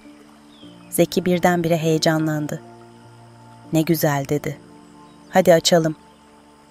"Şimdi olmaz. Akşam olduktan sonra." "Çok meraklandım." "Hava karardıktan sonra gelebilir misin?" "Gelebilirim. Kimseye görünmeden, gizlice." "Tamam. Ben seni beklerim. Ama her ihtimale karşı balkona açılan şu camı açık bırakacağım. Belki ben salonda olurum. Sessizce girersin. Balkona tırmanabilir misin?" "Evet." "Çok kolay." Zeki'nin kalbi heyecandan çarpıyordu. Dışarısını görmek en büyük arzusuydu. Tabloyu oyuğun üzerine astılar, oyunlar oynadılar ama akılları hep duvarın ardındaydı. Bu sıcak öğle vaktinde caminin avlusunda buz gibi bir rüzgar esti. Saraydan 3 asker geldi. Birisi sultanın fermanını açarak okudu. "Kim sultanın emirlerine uymazsa ve kim konan vergiyi ödemezse, saraya gelen ihtiyar gibi zindana atılacaktır." Kimse başka bir şey soramadı. Askerler atlarına binip herkesin şaşkın ve üzgün bakışları arasında sarayın yolunu tuttu. Herkes ne diyeceğini şaşırmıştı. Artık sarayın zulmü iyice arttı. Buna bir çare bulmalı. Evet, ama nasıl? Hep birlikte saraya yürüsek. Hepimizi oklarla kuş gibi avlarlar. 1-2 gün beklesek mi? Belki Bahtiyar dedeyi serbest bırakırlar. Bekleyelim ama sanmam. Gözümüzü korkutmak istiyorlar. Şimdilik beklemekten başka çaremiz yok. Herkes bir şey söyledi ama hiç kimse faydalı bir şey söyleyemedi. Çaresizlik içindeydiler. Mutlu ülkenin mutluluğu iyice bozulmak üzereydi. Herkesi kara bir düşünce almıştı. Sonuçta 1-2 gün beklemeye karar verdiler. Ama hiç kimse beklemenin fayda vereceğine inanmıyordu. Ülkenin gençleri saraya karşı bir savaş başlatmak istiyordu. En iyi çare buydu. Ama tecrübeli ihtiyarlar şimdilik buna yanaşmıyordu. Koruması ve silah üstünlüğü çok fazla olan saraya karşı ne yapılabilirdi ki? Böyle bir harekette pek çok genç ölebilirdi. Ama yine de bir sonuç alınamazdı. Vakit bir hayli ilerlemişti. Caminin hocası gençlerden birine işaret etti. Ezan okundu. Başları önde camiye girdiler. O akşam el ayak çekildikten sonra Zeki gizlice evinden çıktı. Mehtabın aydınlattığı yollarda, evlerin gölgelediği karanlık kısımlardan geçti. Elinde küçük sultanla oynadıkları 1-2 oyuncak vardı. Eğer yakalanacak olsa, küçük sultanla oynamaya gittiğini söyleyecekti. İnanıp inanmayacaklarını düşünmüyordu bile. Karşıdan geçen 2 asker gördü, bir sütunun arkasına saklandı. 2 asker tehlikeli olmazdı. Askerler birbirleriyle konuştuklarından etrafa dikkat etmezlerdi. tehlikeli olan tek askerdi. Çünkü tek asker daima etrafına bakarak ve tehlikelere dikkat ederek yürürdü. Askerler geçti, Zeki yoluna devam etti. Birkaç sokak sonra Küçük Sultan'ın bulunduğu dairenin bahçe duvarına geldi. Duvar fazla yüksek değildi ama Küçük Sultan'ın kapısının önünde daima bir nöbetçi dururdu. Kapının yan tarafta olmasına rağmen yine de dikkatli olmalıydı. Duvardan atlarken yakalanırsa mazeret uydurmak zor olurdu. Etrafına bakındı. Karşıda vezirin dairesi, onun yanında da komutanın dairesi vardı. Şamdanların loş ışıkları kalın perdelere yansıyordu. Zeki kimsenin olmadığından iyice emin olduktan sonra bir çırpıda duvarı aştı. Hemen ayağa kalkmadı. Bir müddet çiçeklerin gölgesinde bekledi. Hiçbir tehlike yoktu. Eğilerek çiçeklerin arasından balkonun altına koştu. Biraz da orada sessizce bekledikten sonra alt katın pencere demirlerinden tırmanarak balkona tutundu. Yavaşça ayağını atarak yukarı çıktı. Küçük Sultan kilidini açık bıraktığı pencereye uzanmak üzereyken balkonun kapısı açıldı.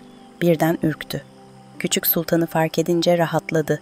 Kapıdan içeriye girdi. Heyecanlı bir mutluluk içindeydiler. Küçük Sultan tabloyu indirdi. Mümkün olduğu kadar dikkatli davranarak işe koyuldular. Neredeyse gedik açılmak üzereydi. Şamdanı karanlık oyuğa yaklaştırdılar. Hafif bir hava akımı mumun alevini titretti. Mesut, Bahtiyar dedenin hapsedildiğine herkesten çok üzülmüştü. Can sıkıntısıyla bahçeye çıktı. Kızgın bakışlarla sarayı süzdü. İnsanlar niçin bu kadar hırslı oluyordu? Neden birbirlerine böyle düşman oluyorlardı? Bahtiyar dedenin söylediği gibi devleti idare edenler halkın koruyucusu değiller miydi? Halk olmazsa devlet olur muydu? En önemlisi Allah'tan korkan idareciler halkına zulüm edebilir miydi? Demek ki saraydakiler sadece kendilerini düşünüyordu. Varlıklarının sebebi olan ülkeyi ve milleti kendi menfaatlerinin hizmetçisi olarak görüyorlardı. Milletini tanımayan, milletini sevmeyen, milletiyle gülüp milletiyle ağlamayan bir ülkeyi idare edebilir miydi? Milleti uğruna canını verebilecek olan Bahtiyar dede, şimdi sıcak yuvasından uzak, zindanlarda yatıyordu. Gözünden 2 damla yaş aktı. Bahtiyar dede, o karanlık zindanda, soğuk ve rutubetli taşların üzerinde gece gündüz nasıl yatardı? Zavallı Bahtiyar dedenin yağmurlu havalarda bütün vücudu sızlar, güneşi ve sıcağı vücudunun ilacı sayardı.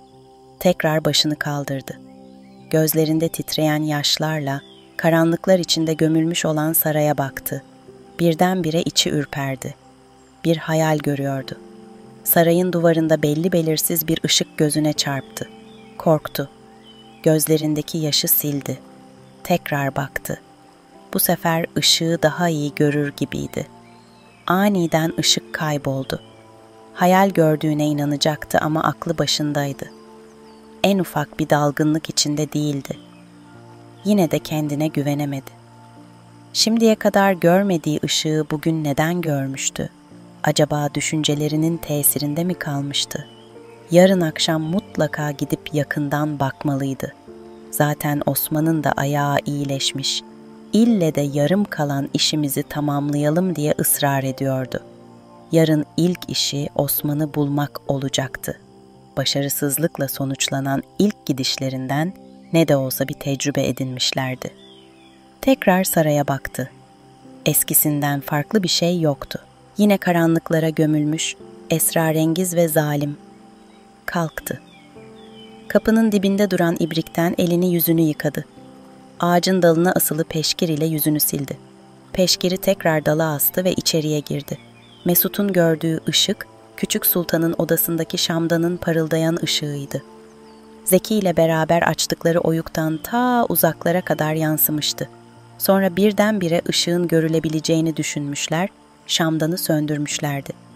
Her ikisi de ovada yıldızlar gibi parıldayan evlerin ışıklarına hayret ve korkuyla bakıyordu. Hiç böyle bir manzara görmemişlerdi. Kendilerini karanlık bir boşluktaymış gibi hissettiler. Manzara hem güzel hem de ürkütücüydü. Bu ışıklar onlar için bilinmeyen bir alemdi. İçlerini titreten bir alem.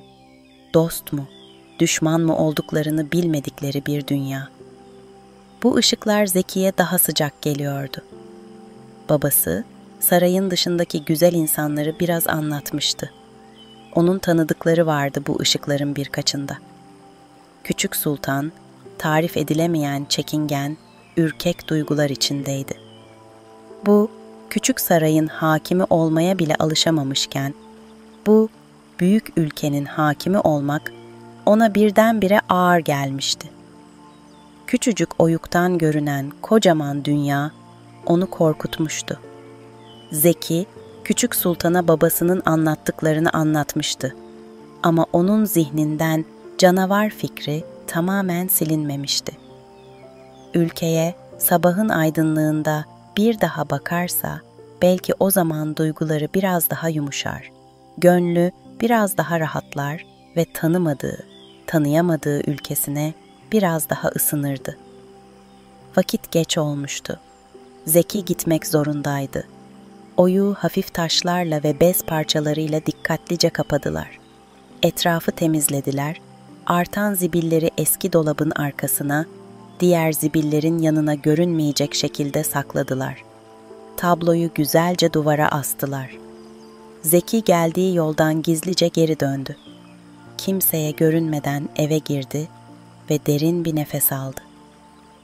Gece her zamanki sessizliğine gömüldü. Işıklar birer birer söndü. Mehtap, sarayın ardındaki tepelerde kayboldu ve bütün karanlıklar yıldızlara kaldı. Güneş, bütün dünyayı dolaştıktan sonra yine mutlu ülkenin ufuklarından kendini göstermiş, karanlıklar yavaş yavaş dağılarak gözler etrafı görmeye başlamıştı. En önce kuşlar uyanmıştı. Mesut, kuşlarla beraber kalkmış, alacakaranlıktan beri gözlerini sarayın duvarlarına dikmişti. Dün gece hayal görmediğine inanmak istiyordu. Ne kadar baktıysa da sarayın duvarında ışık yansıyacak bir durum göremedi. Etraf iyice aydınlandı ama nafile. Belki bu kadar uzaktan bir şey sezilemiyordu. Akşamı zor bekleyecekti. Eğer bir aksilik olmazsa sarayın duvarlarına dokunacak kadar yaklaşacak ve her tarafı iyice inceleyecekti.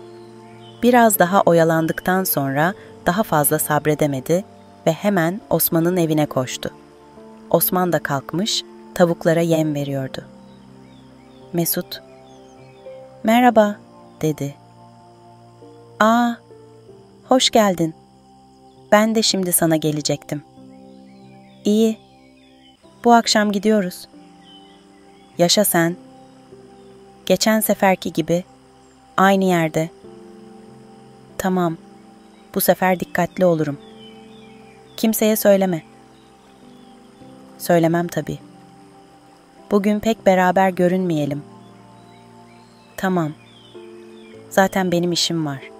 Ancak bitiririm." "Peki, öyleyse bu son görüşmemiz olsun.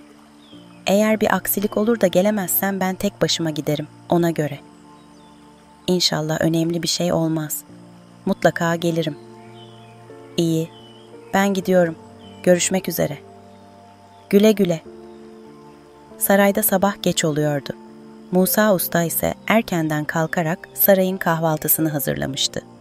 Hemen ardından da öğle yemeği için kolları sıvayacaktı. Aşağı yukarı hangi yemeklerin yapılacağı önceden belliydi. Bu bakımdan yemek işi sarayın en düzenli işiydi. Her şeyde ani değişmeler olabilir. Fakat yemek işi hiç aksamazdı. Hele askerler yemek konusunda çok hassastılar. Yemeklerinin bir dakika gecikmesine dahi tahammül edemezlerdi. Zaten yemek için yaşamıyorlar mı? Kahvaltıdan sonra Zeki de sarayın mutfağına gelmiş, babasına yardım ediyordu. Fakat aklı fikri küçük sultanın odasındaki oyuktaydı. Babası da onun dalgınlığının farkındaydı. Ama Zeki'yi ara sıra böyle dalgın olarak görmeye alıştığından yine çocukluk hayalleri görüyordur diye düşünerek aldırmadı. Küçük sultan da söz vermişti. Zeki gelinceye kadar oyuğu açmayacaktı. Kim bilir gün ışığında dışarıdaki manzara ne ilginçti. Zeki sabırsızlanıyordu. Şu öğlen vakti bir geçse, küçük sultanla buluşma saati bir gelse, vakit çabuk geçsin diye mutfakta devamlı bir şeylerle meşgul oluyor, babası da onun bu çalışkan haline seviniyordu. Her işi bitirmişti. Kendisine iş dayanmıyordu. Babası, "Hadi yoruldun artık, biraz dinlen," dedi. "Hayır, yorulmadım baba. Zaten küçük sultanla oynarken dinleniyorum. Sana tembih ettiklerimin dışına çıkmıyorsun değil mi?" "Hayır baba, sadece oyun oynuyoruz." "İyi, zaten bu sıralarda sarayda işler karışık." "Karışık mı?" "Anlamadığım bazı şeyler oluyor."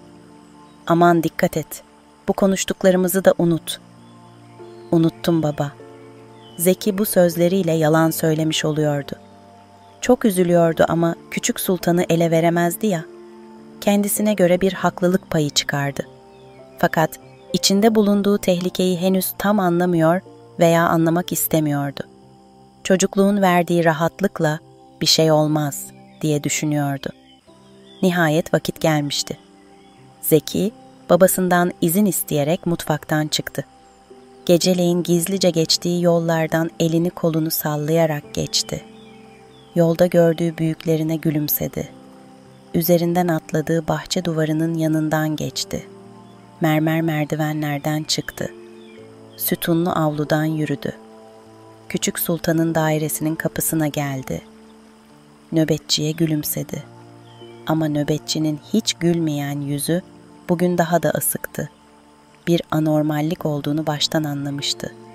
Diğer günler Zeki'yi uzaktan gören nöbetçiler hemen eğilip küçük sultanın kapısını açardı. Zeki de içeriye girerdi. Bugün nöbetçi onu gördüğü halde yanına gelinceye kadar hiç kımıldamamıştı. Zeki kapının kulpunu yokladı. Kilitliydi.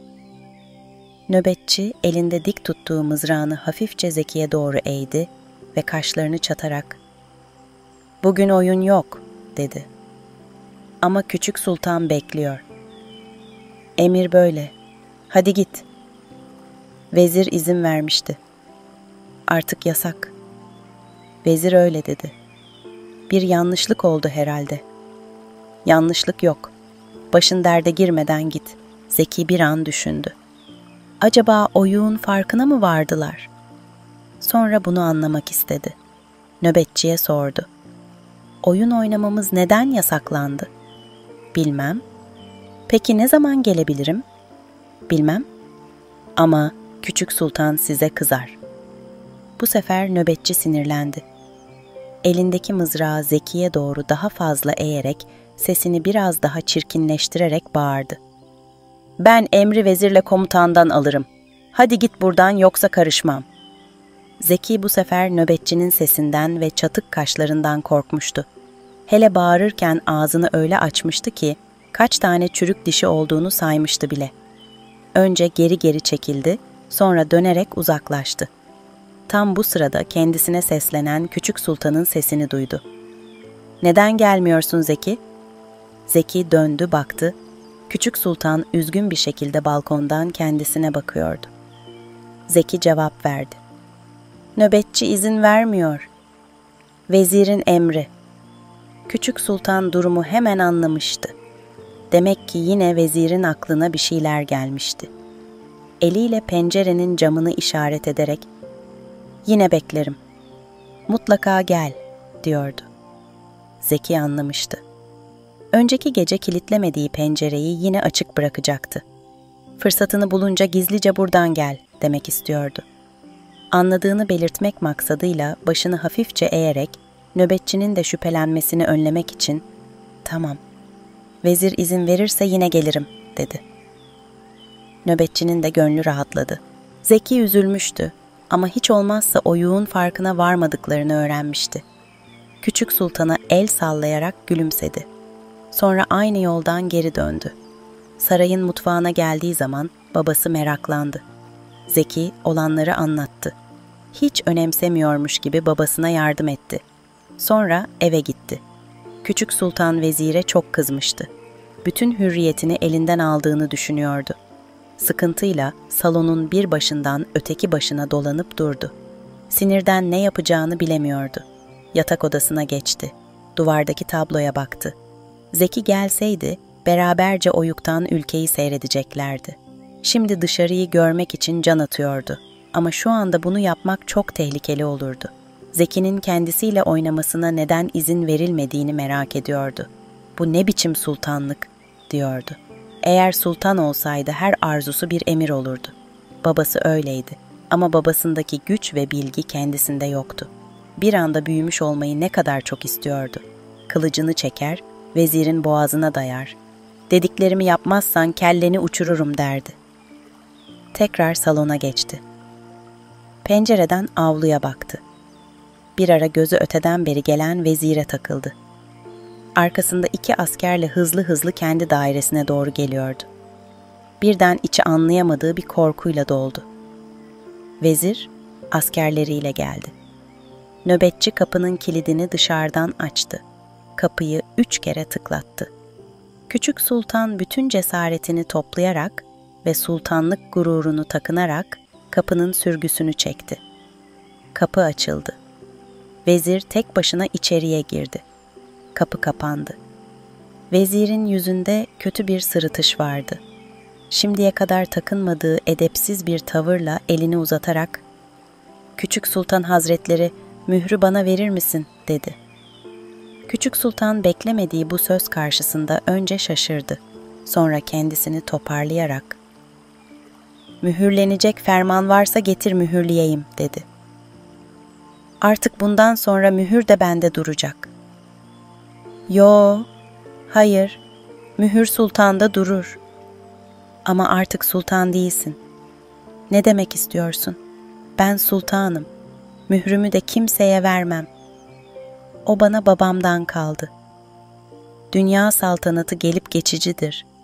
Bugün sen, yarın ben. Hadi ver artık şu mührü."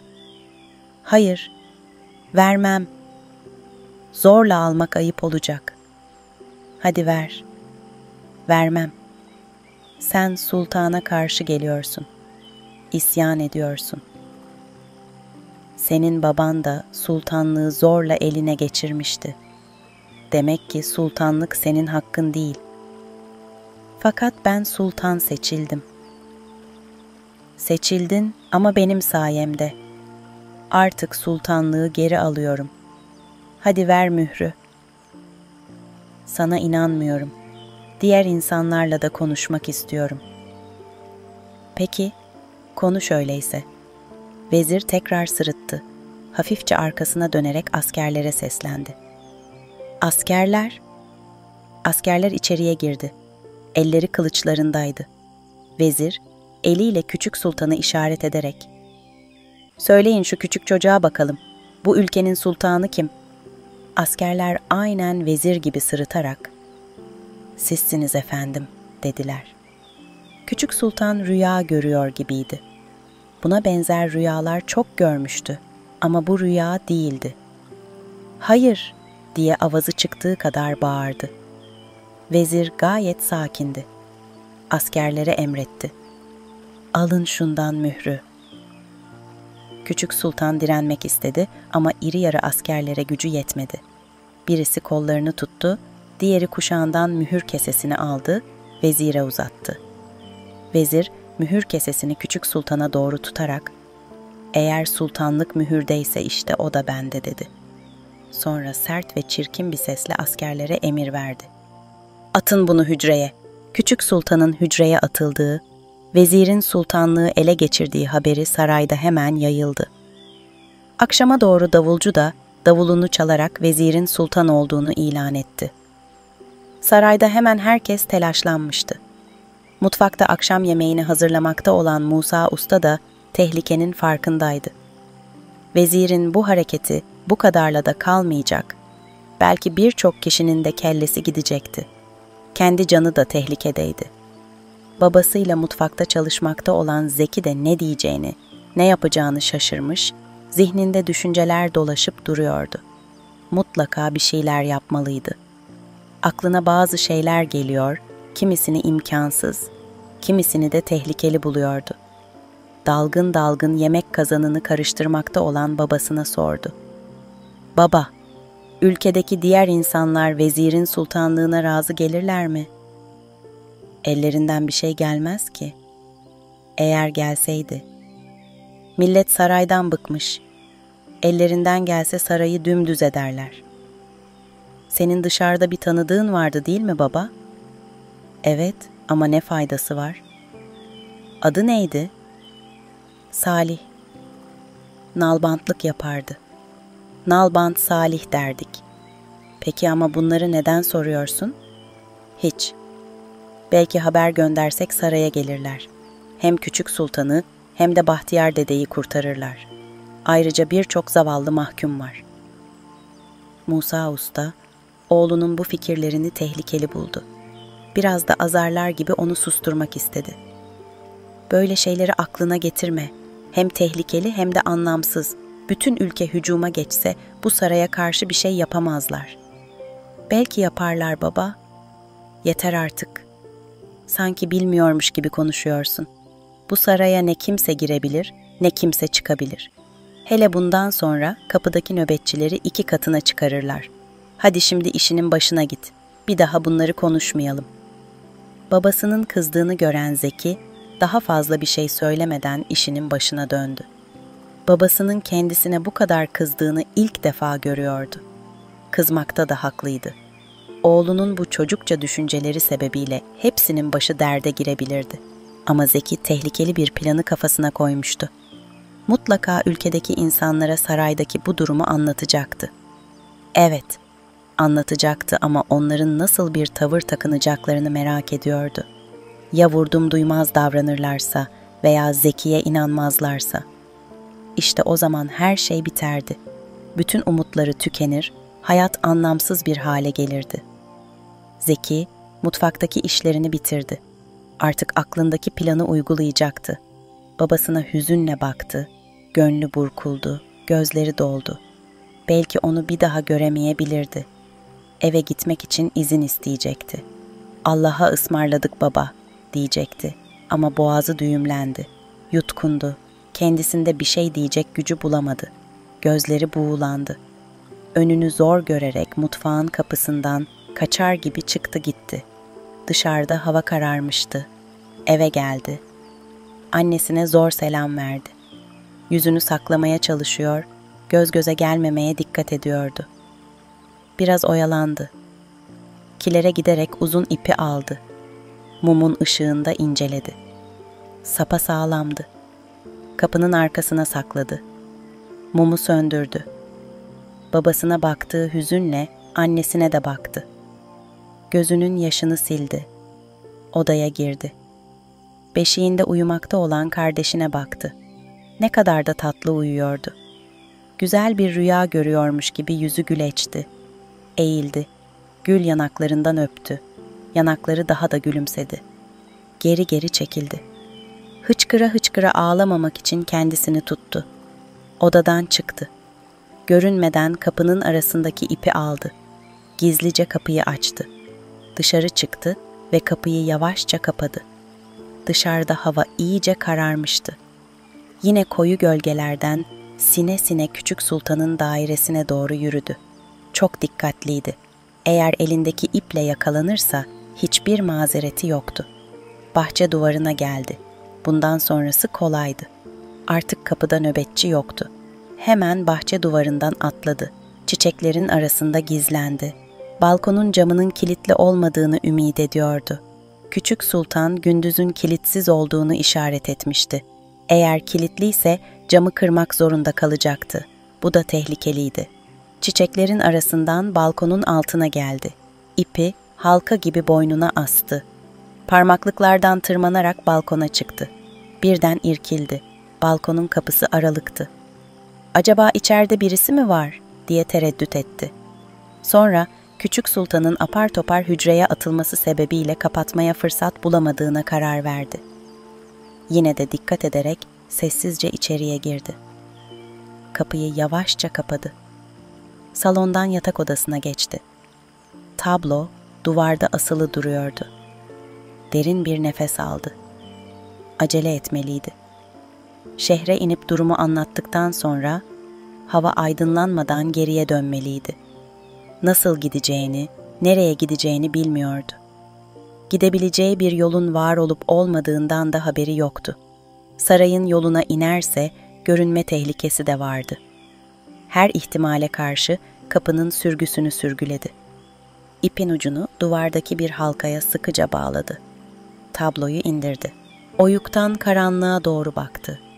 Manzara şimdi daha heyecan verici ve daha ürkütücüydü. Başını uzattı. Oyuktan aşağıya baktı. Dipsiz bir kuyu gibi karanlıktı. İçindeki korkuyu atmaya çalıştı.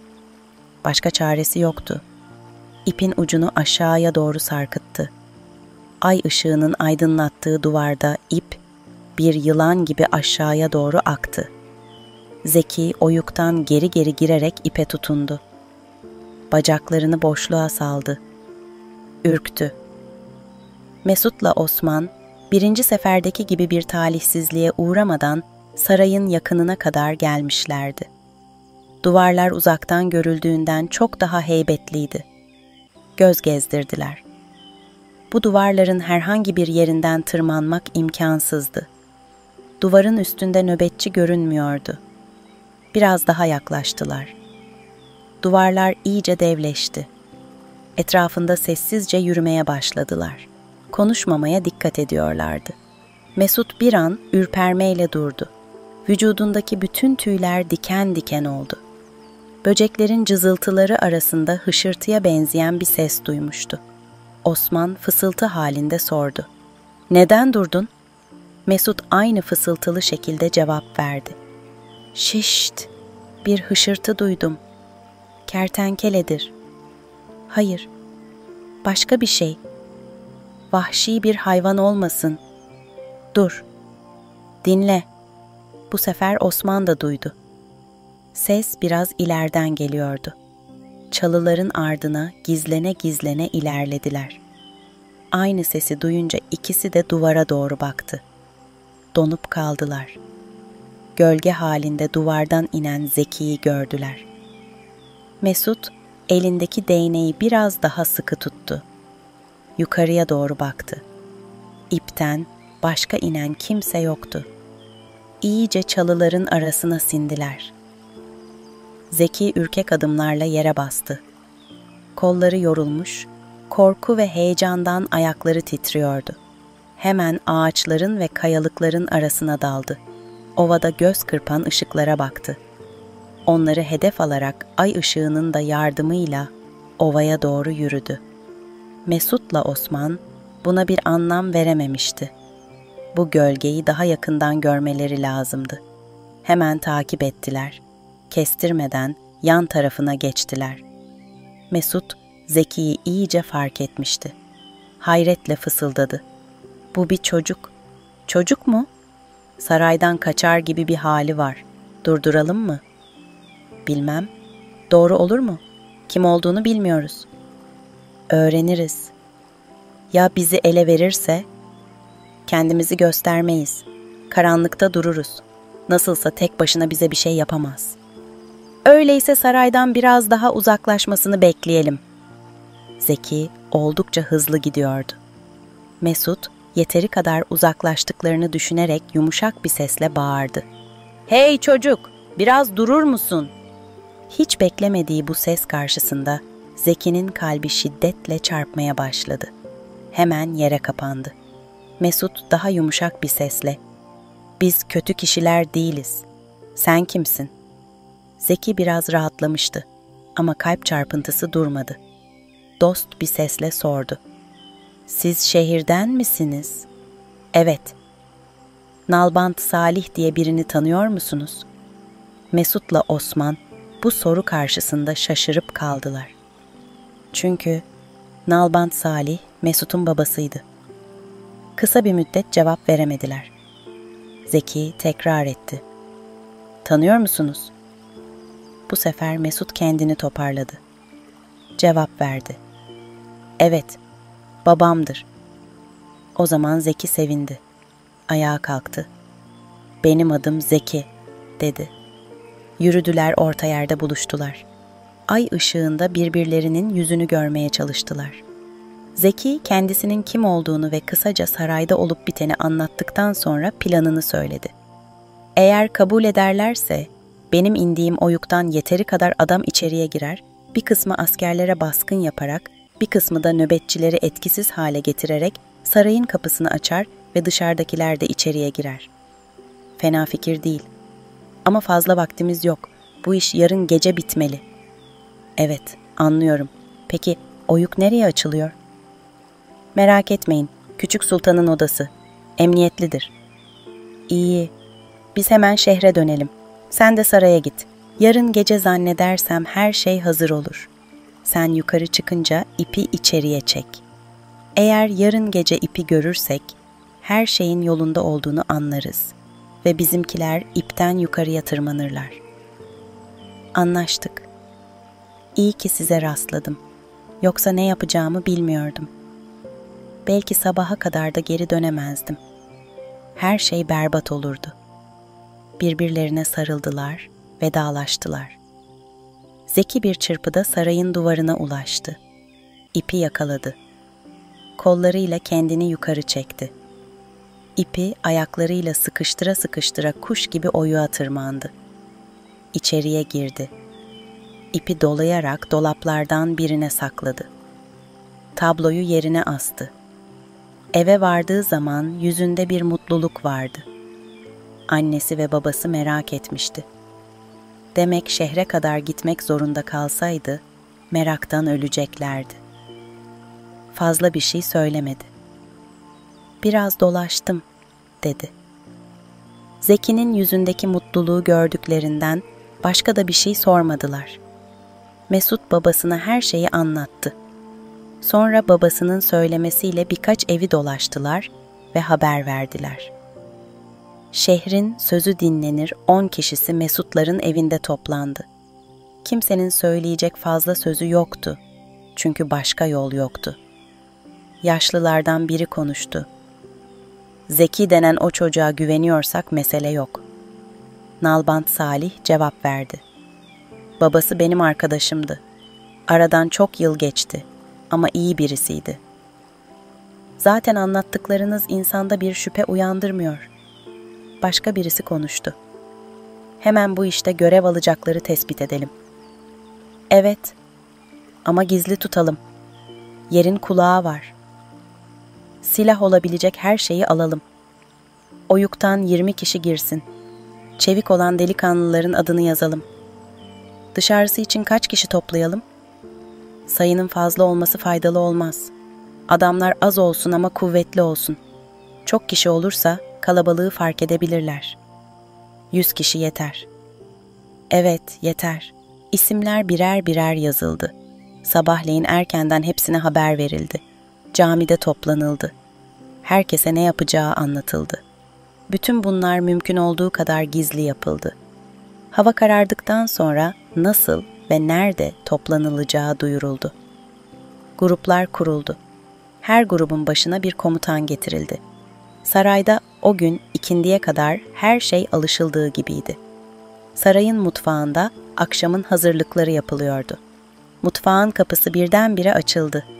İçeriye 2 askerle birlikte iri yarı bir adam girdi. Zeki ile babasının gözleri fal taşı gibi açıldı.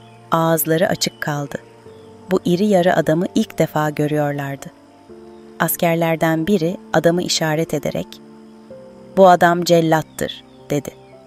Zeki ile babası cellat sözünü duyunca sapsarı oldu.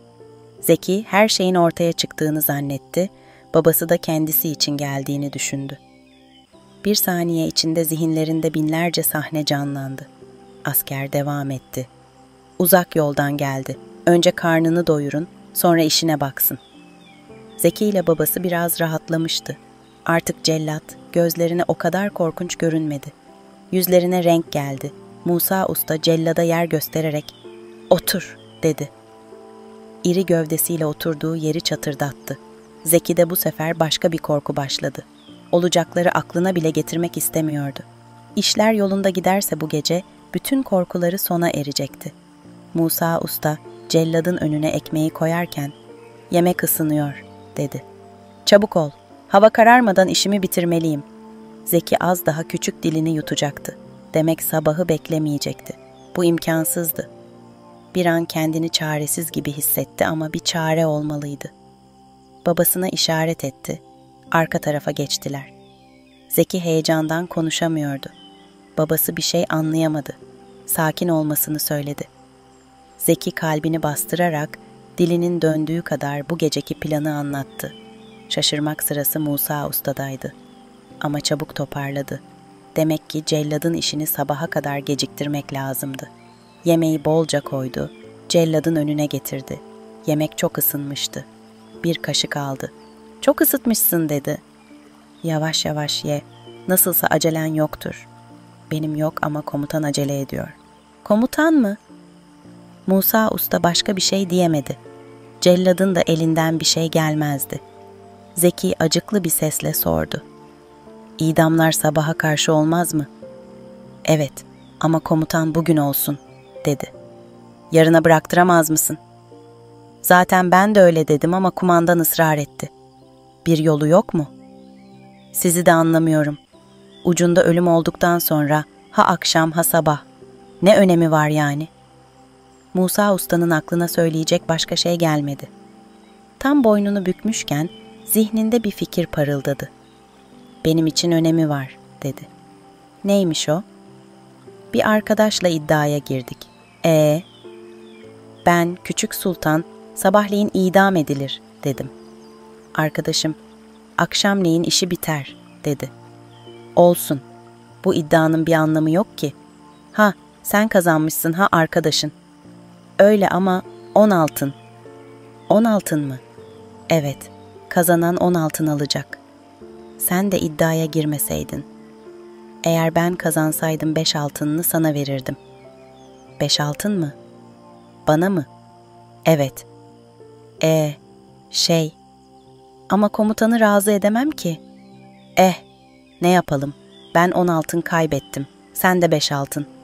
"Ya. Ama önemli olan altınlar değil. Beni üzen o arkadaşa yenilmek. Eğer kazansaydım, istersen altınların hepsi senin olsun." Celladın ağzının suyu aktı. "Hepsi mi? Yani 10 altın." "Evet, 10 altını da sana verirdim." Bir denesem bilmem komutanı razı edebilir miyim?" Celladın son sözünden Musa Usta umutlandı. Elini kuşağına soktu. Bir kese çıkardı. Hayatta tek serveti olan bir altınını çıkarıp cellada uzattı. "Al, işte birini peşin vereyim. İddiayı ben kazanırsam 9 altın daha veririm." Altının parıltısı celladın gözünü kamaştırdı. Komutanı razı etmek zordu ama 10 altının çekiciliği onun aklını başından aldı. Musa Usta'nın verdiği altını cebine koydu.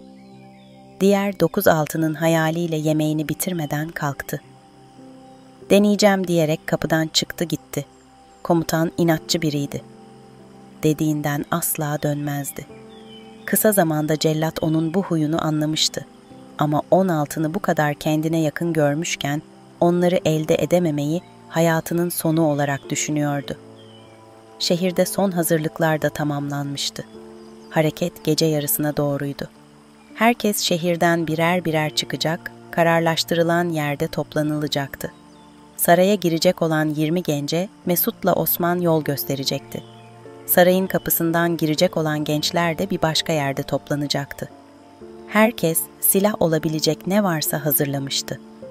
Balta, kazma, bıçak, sopa. Kimisi de uzun çubukların ucuna sivri demirler bağlayarak mızrak haline getirmişti. Artık her şey geceyi beklemeye kalmıştı. Akşam yaklaştı. Hava kararmaya başladı. Güneşin son ışıklarıyla ova kırmızıya boyandı. Her yer suskun. Böceklerin cızırtılarında bir hüzün vardı. Analar, babalar ellerini açmış dua ediyordu. Akşamlar gariptir ama bu akşam daha bir garipti. İnsanların içini titretiyordu. Hafif, sıcak bir rüzgardan başka ovada canlılık belirtisi yoktu. Akan derenin sesi sanki ilk defa duyuluyordu. Bir inilti vardı suyun akışında. Kurbağalar bile susmuş sessizliği dinliyorlar. Sarayda heyecanlı bir bekleyiş vardı. Zeki'nin kalbi Beklemekten başka yapacak hiçbir şeyi olmayan bir çaresizlik içinde çarpıyordu. Vakit geçtikçe heyecan daha da artıyor, ümit ve ümitsizlik birbirine karışıyordu. Baba, oğul, aciz birer varlık gibi sarayın mutfağında dolanıp duruyordu. Askerlerin yemek vakti gelmişti ama yemek salonuna henüz gelen olmamıştı. Vezirle komutanın yemeğini götürecek hizmetkar ve nöbetçi de gelmemişti. Neler olup bittiğini bilmeden çaresiz bir şekilde beklemek insana korkunç bir ıstırap veriyordu. Vakit biraz daha geçti. Ümitler biraz daha söndü. Günlük hayatta hiç umursamadığımız kısacık bir zaman diliminde sanki yıllar geçmiş gibiydi. Birden kapı açıldı. Yürekleri ağzına geldi. Zeki'nin ve babasının bir şey soracak gücü kalmamıştı. Askerler birer ikişer geldiler. Gülerek, konuşarak masalarına oturdular. Musa Usta heyecandan titreyen elleriyle tencerelere doldurduğu yemekleri masalara birer birer koydu. Zeki zaten ateşin karşısında buz gibiydi. Birkaç asker henüz gelmemişti. Acaba her gün aynı şeyler oluyordu da bugün mü Musa Usta'nın dikkatini çekiyordu? Cesaretini topladı. Başka yapacak şeyi yoktu. Askerlerden birisine yaklaştı, sordu. "Ne oldu?" "Tamam." Musa Usta'nın şuuru gitmiş gibiydi. Anlamsız bir şekilde tekrar sordu. "Tamam mı? Nasıl tamam?" "Tamam işte. Söndürdük. Sadece ahırdaki otlar tutuşmuş." Musa Usta biraz kendine geldi. Ama hala birkaç asker yoktu. Yine ümitsizlik hakim oldu. Zeki'ye döndü baktı. Sanki Zeki'den eser yoktu. Erimiş, süzülmüş, kaybolmuş gibiydi. Yine kapı açıldı. Askerler konuşarak, gülüşerek içeriye girdiler. Yerlerine oturdular. Her şey normalmiş gibi hiç kimse birbirine bir şey sormadı. Yeni gelen askerlerden biri kepçeyle diğerlerinin sahanlarını doldurdu. Sahanlara saldırdılar. Musa Usta'nın gözü onlarda ama onların gözü sahanlarındaydı.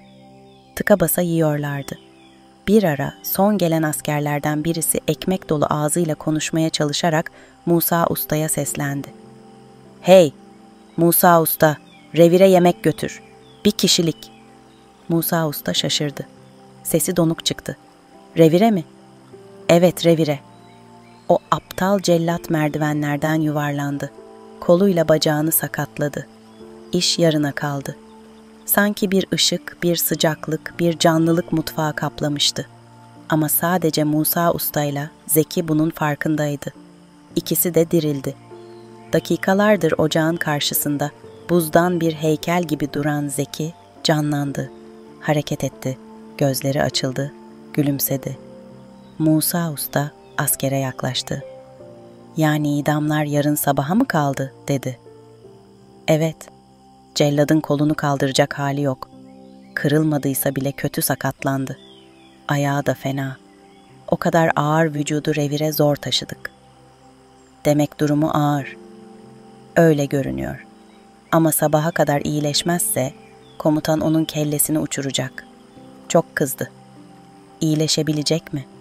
"Bilmem." Komutana, "Sabahleyin işimi bitiririm." dedi de komutanın kızgınlığı biraz geçti. Artık Musa Usta ile Zeki uçuyordu. Askerlere her zaman olduğundan iyi hizmet ettiler. Bu sırada vezirle komutana gidecek olan yemeği almak üzere nöbetçi ile hizmetkar geldi. Musa Usta onlar için hazırladığı yemeklerden birer kaşık tattı. Alıp götürdüler. Musa Usta hemen bir tepsiye sahanları koydu. Bolca yemek doldurdu. Yanına ekmek ve pekmez koydu. Zeki'ye seslendi. "Askerlere hizmet et. Ben revire yemek götürüyorum." Musa Usta revirden içeriye girdiği zaman cellat tek başına keyifle uzanmış yatıyordu. Musa Usta'yı görünce gülümsedi. Hemen doğrulup oturdu. Sağ kolu sarılıydı. Musa Usta hareket etmemesini işaret etti. Gülerek, "Geçmiş olsun," dedi. "Yo, hiçbir şeyim yok. Sadece karnım çok acıktı. Ver bakalım şu yemeği." Cellat iki eliyle tepsiye saldırdı. Aldı, dizlerinin üstüne koydu. Sarılı eliyle yemeye başladı. Musa Usta yardım etmek istedi. "Aman koluna dikkat et," dedi. Cellat gülümsedi. Elini kolunu aşağı yukarı sallayarak, "Bak bak, Hiçbir şeyim yok. Yok mu? Elbette yok. Sen de inandın mı? Musa Usta ancak anlamıştı. Aman sus, kimse duymasın diye heyecanla uyardı. 10 altın için merdivenlerden yuvarlanmaya değerdi. Hatta gerçekten yaralansaydım bile. Ama komutan çok kızdı. Biliyorum. Asker söyledi. Ne fark eder ki? Ha akşam, ha sabah. Çok şey fark eder. Biliyorum. İddiayı kazanmış oldun. 9 altının yarın hazır. Dikkat et. Hile yaptığını anlarlarsa ikimiz için de fena olur. Merak etme sen. Yemeğimi yedim mi sabaha kadar uyurum. Sabahleyin de işimi bitirir, 9 altınımı alırım. Tamam, altınlarını cebinde bil. Musa Usta, cellada gülümseyerek elini salladı. Döndü. Kapıdan çıktı. Mutfağa geldiği zaman askerler yemeklerini bitirmiş birer ikişer dışarı çıkıyorlardı. En son 5 asker geldi. Bunlardan 4'ü kapı nöbetçisiydi. Birisi de vezirle komutanın yan yana kaldıkları dairelerin önünde nöbet tutuyordu. Nöbet değişimi olmuştu. Onlar da yemeklerini yediler, gittiler. Aradan zaman geçti. Yavaş yavaş el ayak çekilmeye başladı. Son nöbet değişimleri yapıldı. Askerler koğuşlarına girdiler. Zeki ile babasında heyecanlı bir bekleyiş vardı. Aslında Zeki babasını bu işe karıştırmayacaktı. Ama olaylar öyle gelişti ki Musa Usta da işin içine girmiş oldu. Heyecandan vakit geçmiyordu. Mesut'la Osman'ın önderliğinde 20 genç sarayın duvarına gelmiş, kimisi çalıların arasına, kimisi kayaların arasına gizlenmişler. Gözleri koyu bir karanlık şeklinde duran duvardaki oyuktaydı. Kimseden çıt çıkmıyordu. Ay dolandı, tepenin ardına geçti. Etraf daha çok koyulaşmıştı. Hava biraz serinlemiş, böceklerin hışırtılarıyla cızırtıları azalmıştı. Rüzgar dahi esmiyordu. Karınca yürüse duyulacaktı. Kalpler çarpıyor, zihinlerde sessiz sedasız hayaller dolaşıyordu. Biraz da bu hayallerle vakit geçti. Herkesin en dalgın anında tepedeki oyuktan bir tıkırtı geldi. Herkesin dinmiş olan heyecanı birdenbire canlandı. Bütün gözler oyuğa dikildi. Oyukta ipin ucu göründü. O sessizlikte bir hışırtıyla aşağıya süzüldü. Hemen Mesut koştu. İpi yakaladı. Hiçbir şey demeden tırmanmaya başladı. Ayakları oyukta kayboldu. Zeki ile Mesut sessiz bir mutlulukla kucaklaştılar. Sonra Mesut oyuktan başını uzatarak eliyle gelmelerini işaret etti. 20 genç silahlarını kuşaklarına soktular. Çevik ve çabuk hareketlerle duvara tırmandılar. En son Osman çıkmıştı. Hepsi Küçük Sultan'ın odasındaydı. Sessizce yürüdüler, balkona geldiler. Birer birer balkona çıktılar. Havayı bile titreştirmeyen bir sessizlikle aşağıya indiler. Vezirin kapısının önündeki nöbetçi gecenin ayazında biraz üşümüş, sağa sola tur atıyordu. Bir müddet beklediler. Sonra ileriden bir adam belirdi. Nöbetçi mızrağını doğrulttu. Gelenin kim olduğunu seçmeye çalıştı. Neredeyse bağıracaktı ki gelen adam fısıltılı bir sesle kendisini tanıttı. "Nöbetçi, ben Musa Usta'yım."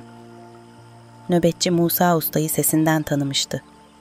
Biraz daha yaklaşınca yüzünü de fark etti. Elinde bir tas vardı.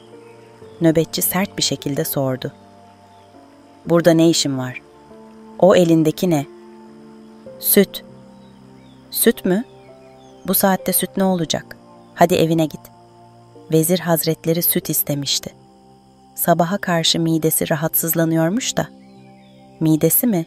Ama bana kimse bir şey söylemedi ki." "Unutmuşlardır. Dur, daha fazla yaklaşma. Sütü yere koy, ben alırım. Vezir uyanınca veririm." İkisi de veziri uyandırmamak için fısıltıyla konuşuyordu. Musa Usta süt tasını yere koyarken nöbetçinin dikkatini çekmek için tası devirdi, süt döküldü. Tam o sırada 3 genç arkadan nöbetçinin üzerine çullandı. Bağırmasına fırsat vermeden ağzını tuttular, elini ayağını kıskıvrak yakaladılar. Zeki ile babası nöbetçiye böyle bir tuzak hazırlamıştı. Hemen ellerindeki iplerle vezirin ve komutanın kapısındaki halkaları açılmayacak şekilde dışarıdan bağladılar. 4 kişi orada kaldı. Nöbetçinin ağzını bir bez parçasıyla kapattılar. Hepsi sessiz olmak için ayakkabılarını çıkarmışlar, yalın ayakla hareket ediyorlardı. Musa Usta'nın peşinden gittiler. Askerlerin yattığı koğuşun kapısını aynı şekilde ama daha sıkıca bağladılar. 10 tane genç zekinin peşinden hızla sarayın kapısına geldiler. Birdenbire nöbetçilerin karşısına dikildiler. Nöbetçilerin ikisi iç kapıda, ikisi dış kapıdaydı. Gençlerin komutanı bağırdı. "Teslim olun, canınız bağışlanacak." Arkadaşlarınız teslim oldu. Nöbetçiler ne olduğunu anlayamadı. Bu kadar adam nereden çıkmıştı? Bu kalabalık karşısında düşünmek için fırsatları yoktu. Hemen silahlarını yere attılar. Teslim oldular. Gençlerden 4'ü önce iç kapıyı, sonra dış kapıyı açtı.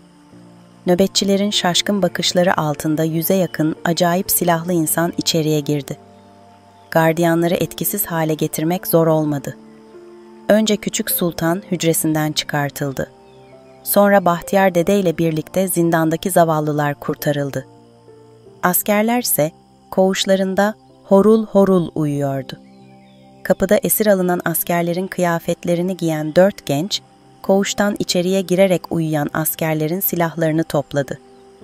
Yarım yamalık gözlerini açan 2 asker, koğuşta dolaşan gençleri kendi arkadaşları zannederek tekrar uykuya daldı. Sabahın ışıkları etrafı yavaş yavaş aydınlatmaya başlamıştı. Yeni bir gün doğmak üzereydi. Revirde uyumakta olan celladı Musa Usta uyandırdı. Cellat gözlerini açar açmaz günün ışığını fark etti. Hemen toparlandı. Musa Usta'ya, "Geç mi kaldık?" dedi. "Yo, tam zamanı. Hadi gel vezirle komutanı uyandıralım." "İyi." Asker kıyafetli gençlerle önce komutanın kapısını çaldılar, sonra vezirin. Cellat seslendi. "Her şey tamam efendim." Vezirle komutan kapılarının sürgüsünü açtılar. Uykulu gözlerle dışarıya çıktılar. Alacakaranlıkta gençleri kendi askerleri sandılar. Fazla da incelemediler. Komutanla vezir önde, asker kıyafetli gençlerle cellat arkada yürüdüler. Zindana indiler. Birdenbire etrafları sarıldı. Ne olduğunu anlayamadılar. Arkalarındaki asker kıyafetli gençlere dönerek emir verdiler. "Askerler, yakalayın şunları." Gençler başlarındaki miğferleri çıkardılar. Her şey bitmişti artık. Vezirle komutan ölümü yüreklerinde hissetti. Ölüm korkusu bütün vücutlarını titretti. Gençlerden birisi cellada seslendi. "Hadi cellat, işte kurbanların." Cellat herkesten çok şaşırmıştı. Ne olup bittiğinin farkına varamamıştı. Vezirle komutana baktı. Acaba yanlış mı görüyordu? Bu ikisi dün akşamki yiğit, gururlu, güç sahibi insanlar değiller miydi? Olayları zihninde bir türlü birleştirememişti. Hiç kimsede çıt yoktu. Vezirle komutanın titreyişi duyuluyordu. Biraz önce emri veren gencin sesi sessizliği bozdu. "Haydi çabuk." Cellat şuursuz olarak baltasını aldı. Bir baltasına, bir etrafına baktı. Acaba yanlışlık olmasın diye tekrar vezirle komutanı süzdü. Baltasının yapacağı yanlışlıktan geri dönmenin imkanı yoktu. Kolları arkasından bağlı veziri kütüğe doğru sürüklediler. Şuuru kaybolmak üzereydi. Cellat baltasını kaldırdı. Bu anda kalpleri yumuşatan bir çocuk sesi duyuldu. "Dur cellat!" Küçük Sultan kalabalığın arasından çıktı. Vezire doğru yaklaştı. Elini uzatarak, "Mührümü geri ver," dedi. Vezir kımıldandı. Ellerini hareket ettirmek istedi. Küçük Sultan, vezirin kuşağından sarkan kesenin ipekten örülmüş bağını tutarak mühür kesesini çekti aldı. Sonra keseyi ucundan tutarak vezire doğru uzattı. "Dünya saltanatı ne kadar kısaymış değil mi vezir? Çok çabuk gelip geçti. Ama bana bunu öğrettiğin için seni affediyorum. Bütün hayatım boyunca bu söz bana rehber olacak." Küçük Sultan işaret etti. Vezirle komutanın ellerini çözdüler. İkisi de aptal aptal etrafına bakındı. Bu korku onların beyinlerine bir durgunluk vermişti. Beyni durma noktasına gelenlerden birisi de cellattı. Musa Usta cellada kısaca olup biteni anlattı. Küçük Sultan da cellada teşekkür ederek bir kese altın uzattı. Cellat keseyi aldı, aklı başına geldi. El etek öptü.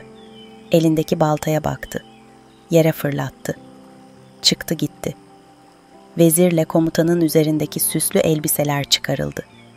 Yalın ayak, başı kabak birisi ülkenin doğusundan, diğeri ülkenin batısından başka ülkelere sürülüp atıldı. Akılları başlarına geldi mi gelmedi mi kimse bilemedi ama ne gören oldu ne de bir haber duyan. Askerlerin hepsi de kendi ülkelerine döndü. Küçük Sultan gençlerden kendine yeni muhafızlar seçti. Bahtiyar Dede ile birlikte Mesut'la Osman'ı misafir etti.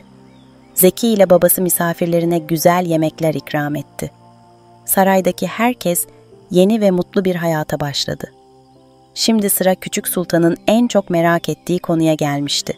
Ülkeyi ve ülkedeki insanları tanımak. Sarayın süslü arabası hazırlandı. Küçük Sultan en çok sevdiği elbiselerini giydi. Önce Bahtiyar Dede, sonra diğerleri arabaya bindi, 2 atın çektiği araba salına salına şehre indi. Arabayı görenler yolun 2 tarafına açılarak alkış tuttular, sevinç gösterilerinde bulundular. Ne kadar da çok çocuk vardı. Hepsi arabanın peşinden koştu. Araba her sokağa girip çıktı, Küçük Sultan her şeye hayretle baktı. Diğer evlerden farklı olan camiyi görünce, "Bu ne?" diye sordu. Hepsi birden, "Cami," dedi. Bahtiyar Dede, Küçük Sultan'ın anlayabileceği şekilde anlattı. Küçük Sultan yavaş yavaş anlamaya başladı. Demek ki her şeyin hakimi değildi.